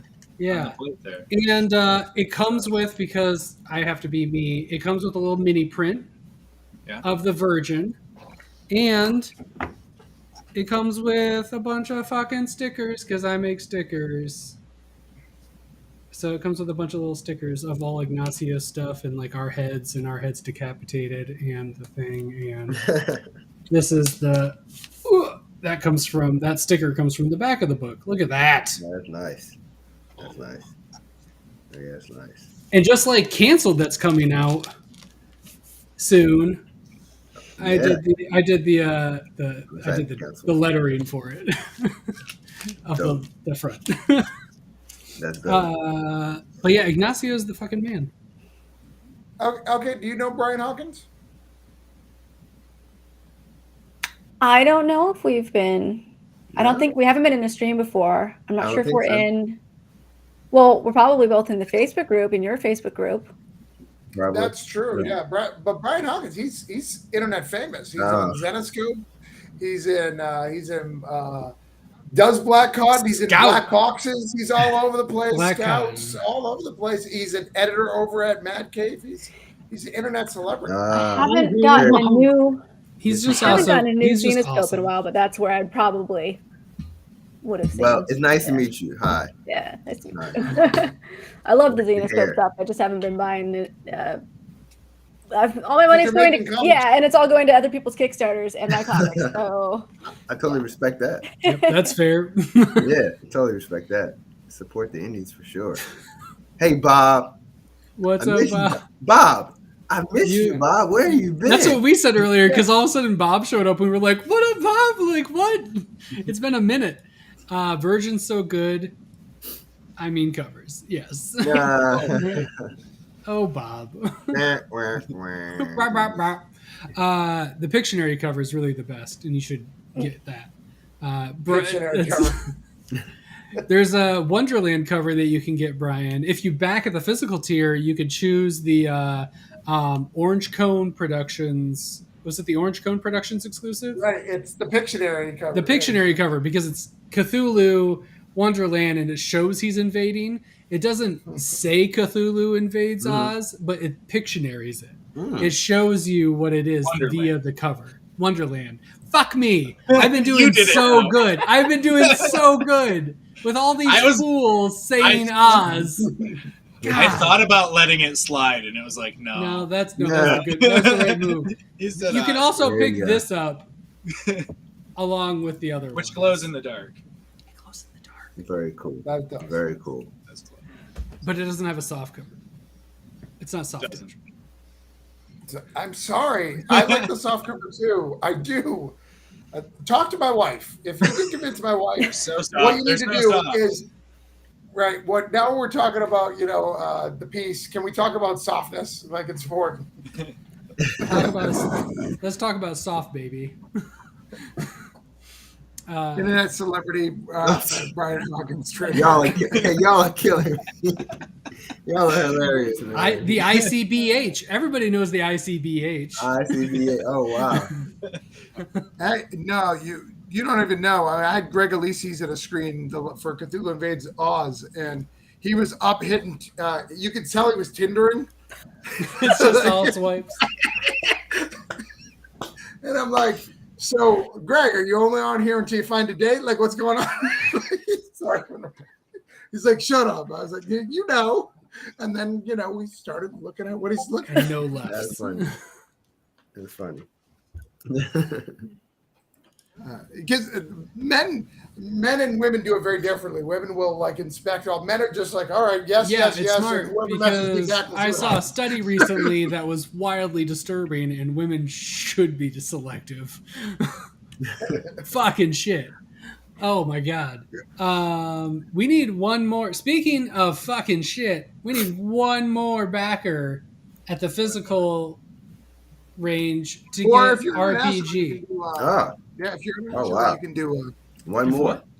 One more. If you're international, you can do international. If you're international, if you got a girlfriend in Canada, have her hit up the Kickstarter. Wake her up. Yep. Right now. Wake her up. Baby, right wake now, up. real quick. Baby. Hey, I need you to back a Kickstarter book. What do you want? No, not that. I need you to back this comic book. I need you to text your Canadian girlfriend you up And But I told you I was tired. No, just with the Kickstarter. no, just here's a link. Hit it. Andrew thought he was the final backer. Well, it's because Steven let us down. Steven, and then let's call Poser again. I think it's Poser. Yes, we already put his name out and his number. Why not? So, Chuck, question for you: Were you the Canadian girlfriend for Wendy, or how does that work? That's the Canadian girl. I still am.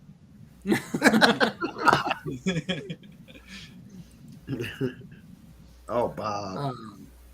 By the way, okay, Chuck, when he edited your story, like he was so excited to tell me about it. Like, she's worked really hard on it. I just want to let you know. Like, babe, back in the day, I remember telling you like how much work you put into it. And even like I was on the phone with him when I got your fangs, and I was like, man, LK, and this is props to you. Like, I was like, this is like a 5 or 6 person in Kickstarter reward. Like, this is a professional looking book. Like, it's designed really well. Like, it's ready for print. It's ready for prime time. And Chuck's like, we worked so hard on making sure that book's perfect, and all the work on it. So kudos. Thanks, guys. Yeah. Very cool. We're halfway through, almost halfway through inks on 2. Not quite. Nice. We're like, yeah. Awesome. And I just saw, we talked about it at the collective when we were there. I think we even sold a copy. Oh, yay. Okay, yeah, so they were received and everything good. Yeah. Yeah, they did an event today. I've been at an event all day. We did a signing for their anniversary, and yeah, they're there. That's cool. That's the anniversary of me visiting there, right? Yes, they've decided to do it yearly. Yeah, and they were like, "Do you want to come?" And I'm like, "Nah, you can celebrate. I'll maybe say hi." It brings all the people. But let me tell you something, Chuck. They did not have those friggin'. Remember how ballistic I was about, dude, steak and cheese egg rolls. Yeah. The best thing ever invented. They are so amazing. And the guy didn't bring them. Like, he's like, no, I didn't think anybody liked him. And I was like, you're out of your damn He mind. sold out last time. That's fucking dumb. But it's How do you steak sell and out of something and cheese then go, no one liked it? in an egg roll wrapper and then fried? It's like a Philly cheesesteak, like in an egg like roll. egg roll. All right. All right. Wow, okay. Yeah, I'd be down for that. I lost my damn mind. For Like, sure. I was like, babe, I looked at my wife and I was like, honey, I need more of these now, quick. like, We need more things in egg rolls in general. That's great. I've been doing that. I've been doing that with croissants. I've been getting like tubes of croissants and filling them with various things. That's been my like new like I'm just like wanting like that cheap, easy thing to do when I'm not like doing something more complicated. I'm like, I'm gonna see what is good inside of a croissant.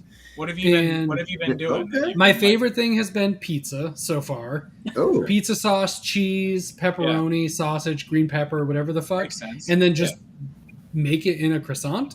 And it's fantastic. The I've also French would done fucking hate you. Sounds I've like also done burritos. I've done like burrito ingredients. I've done Italian. I did like pizza sauce with egg noodle and like meatballs. I've been just trying to see these different meals I can create in like a hot pocket style, essentially. Like, I'm just basically making adult hot pockets. hot pockets. And it's been great so far. I haven't had one that I've been like, this is wrong. It's all been like, it's great. Have you had the Burger King Chris sandwich? No. Yeah, dude. But I'm stuffing croissants with it. Like, I'm pinching I edges. get it, but they have a breakfast sandwich in a croissant, and it's I've had that from Dunkin' Donuts. Well, yeah, but we all that Dunkin' croissant sucks, and sandwich anybody from- who likes it and eats it daily should just maybe like melt. I mean, uh-oh. You want to bring it, bitch? Gotta learn today. Wow, you went after Dunkin'. boy. You went after Dunkin'. Oh, Whoa. no. Tim Horton I would will take you even out visit for the fun. burritos. Travis took off the I will even glasses. visit the burritos because of their lack of Dunkin'. Like, I just Yeah, can't. we got I one can't go to again. Michigan. We got We one got again. And it's not far It's from my house. back. I've never been there, but it's there. Didn't your wife say I can sleep outside? Like, nicely? I actually have a guest area you can use. No, Nick said I could sleep outside. Oh, Like, that's it was fine. very You know what? nice. You That's can the go first ahead, do time. that. Yeah. Because if you look at me, I'm a guy who loves roughing it. Like you can Sure. definitely tell. Yeah. Like he has fucking like buckets on his trees for like maple syrup. I don't know how that shit works. Like what happens? Like, do I get a? I just have a Ninja Warrior set up on my trees for my daughter. Oh wow. It's just a slack line with random shit on it. Oh. Yeah. You're trying to make her a Ninja Warrior? No, it's just a play set, but it's between two trees and Anything on a to- slack anything line. to tire them If out. anything, I'm making her more of a stoner. Because it's slack lines and just weird shit going on.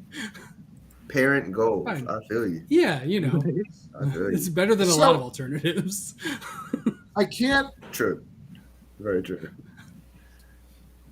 I actually just messaged someone, and we did have one more pledge for you guys that was not reported for you, and I apologize. Oh, you son of. Yeah. It's How dare you. you guys may know their thing. It's All- Speaker Bane is his thing. Oh, and he is a yes. follower. You merely adopted the burrito. Yes, I did not give you guys credit for it I was because- wrapped in it, molded by it. So, gentlemen, you have successfully unlocked the RPG because we will count Vernon. go. Which, Chuck, are you going to be back for it? I would be honored. I had a blast for Good. all 12 hours. It was a long time. It was like what, close to 7? It was It was ridiculous. a long time. I got a couple clips from it for our year-end awards, and I was like, "Oh shit, this is long." We might want to start earlier this time. No, that sounds reasonable. I mean, I'm still fine with ending as late, but Sure, but start earlier. That's probably a good idea. Well, wait, I can here. What can I do in play this? the intro That again. no, one second. My favorite. I can do this.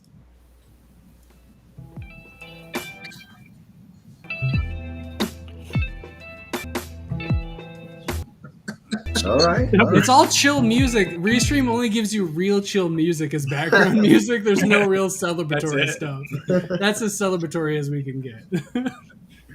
Well, congratulations. So we are on for that. We will do it at the end of the campaign. We'll figure out a date because that's something you need to plan. That's a thing. Yeah, that's not a let's start it now thing. But It's Oh, a yeah, marathon. man. so That's cool. see episode 2 of RPG. Like I want my own video segment now that we have 2. Like you can group them on the YouTube video segment. His What? own like on project. YouTube. You can group like There's a little tab. Like you just put them in a on YouTube. playlist together? You're a YouTube guy, like a playlist. Yeah, put them in a playlist together. Yeah, that's fine. I can do that. I give very little shits. I don't speak. So that's Todd, fine. you I gotta could- give him a if harder Brian time. was like, "Give me a playlist," I'd be like, "Yeah, here's a playlist of all the Brian Hawkins that's been on here." That's cool. If you Okay, now I want a Travis Gibb one. okay, sure, that would that sure, Let's bring them all out. yeah, that's fine. I have no horse in this race. I'm good with that. Oh wow. Yay! Thank you, everyone. That's fucking amazing. Because we're just this little thing doing a little stuff, and this is a big thing, and I really appreciate you guys helping it out and being here with us. That's really cool. ASMR It's amazing. What? ASMR Supercut. Let's go. Okay. Can someone explain the acronym? I probably should know it. You just have to. Hey, everybody. Here's my nail polish. Yeah. Oh, Brian, have you not done ASMR videos and stuff? No, like Yeah, it's a style of thing that like You're talking so aggressively. it gives you like the tingles. Oh. Yeah, I it's don't real know what breathy. you're talking about. It's creepy. I still It's don't. just real I'm- breathy. No, it is creepy. I'm still It would be. kind of lost. It's real weird. So it's the idea that Just- like there's noises like you break celery and Mhm. like and it's because it's through a microphone. It picks up different things and you can get like weird tingles and stuff from Just the Go noise. to Like YouTube and it's a Oh. type in whole movement. I ASMR. have a calming. Okay, I see. I have a calming and voice. you and yes, presence. it just Oh. works. Like if you really just slowed Okay. down and just talked Real close close to your mic, you'd be like all set. Yeah. So I'm just thinking. I don't know maybe. how to fit. This went a weird direction, Dave. Damn I it. mean, Damn it, he had it, Travis. we can take No, it. I was getting Barry White vibes. Ooh, baby. Well, thank you, David. I mean, we can take it there. We can take it there. Voice over things, Oh, Bob. voice acting, maybe. Is that where we're going with this? I don't know, but Bob wants to kiss your head. I've never heard I had a calming voice before, so I appreciate that. I appreciate that. My wife definitely does not say that. Yeah, your kids don't. Like, can you be What quiet? the smile videos are. Okay. There's so much to be learned on the internet. I want to shake your hand. What? But really wants to kiss your head. Yeah. One day, Bob. One day. Is it We gotta make lucky that or happen. just like, oh hey? What tier do you have to back for the? Right? That's gonna make for a very, very strange con experience. The next poet Kickstarter is gonna have a really specific goal. It'll say the Bob goal. Yeah, the Bob goal. Yes. The Bob goal. The head kiss goal. Shake my hand and kiss my head. So I That's a think line because right there. Poser let you down, though, I think we need to give Poser 24 hours to back, or he's out of the game. I Oh. think that's Yeah, that's fair. That's fair. That's I think it's more than fair. that's more than fair. More than fair. David, I love your humor, David. Your humor, I tell you, I love it. David, like some of the emails that we have with like Nottingham and stuff, David, it's very like wry humor sometimes, but like it's brilliant. I love it. Man. I love it. But Todd, I think it's time to wrap it up. I think it is time to wrap this burrito. Maybe Thankfully, fry. now we have covered the burrito question now with everybody who's on stream because Chuck's already answered it. LK, Phil, thank you for being on Firsties. It's been really wonderful having you here. It'd be wonderful to have you back, especially maybe not amongst an ocean of very loud people. Hopefully we'll get that chance. But thank you for being here. If you have a public Twitter, anybody who's in the stream, besides Brian, because that was a last minute addition, anybody who has a Twitter that I could find is in the description, along with Cthulhu Invades Wonderland. Cthulhu is hard to spell, and Night Wrath. Night Wrath. I had to double check. Now I'm questioning myself. Night Wrath are all in the description. So if you're on replay, hit them up. Go check it out. Get your bookmark. Get your 90s Max. Fucking love it. You're all amazing. We love you. I'm Todd. I'm Nick. I'm Travis. Who's I'm next? okay. Sorry. You're good. Shadows do. I'm Brian. My name is Chuck, and I give a fuck. All right, that works. And I'm Phil I Leon, love the you, electric David. I love crayon. you, David. yeah, thank you, everybody. Have a good night. Good night, Vern. Thanks, guys. Bye, Thanks for everyone. having me on, man. Good night, everybody. Thank Bye-bye. Thanks for letting me you. pop in. Ignacio, Yeah. David, Flash Ray. Bye.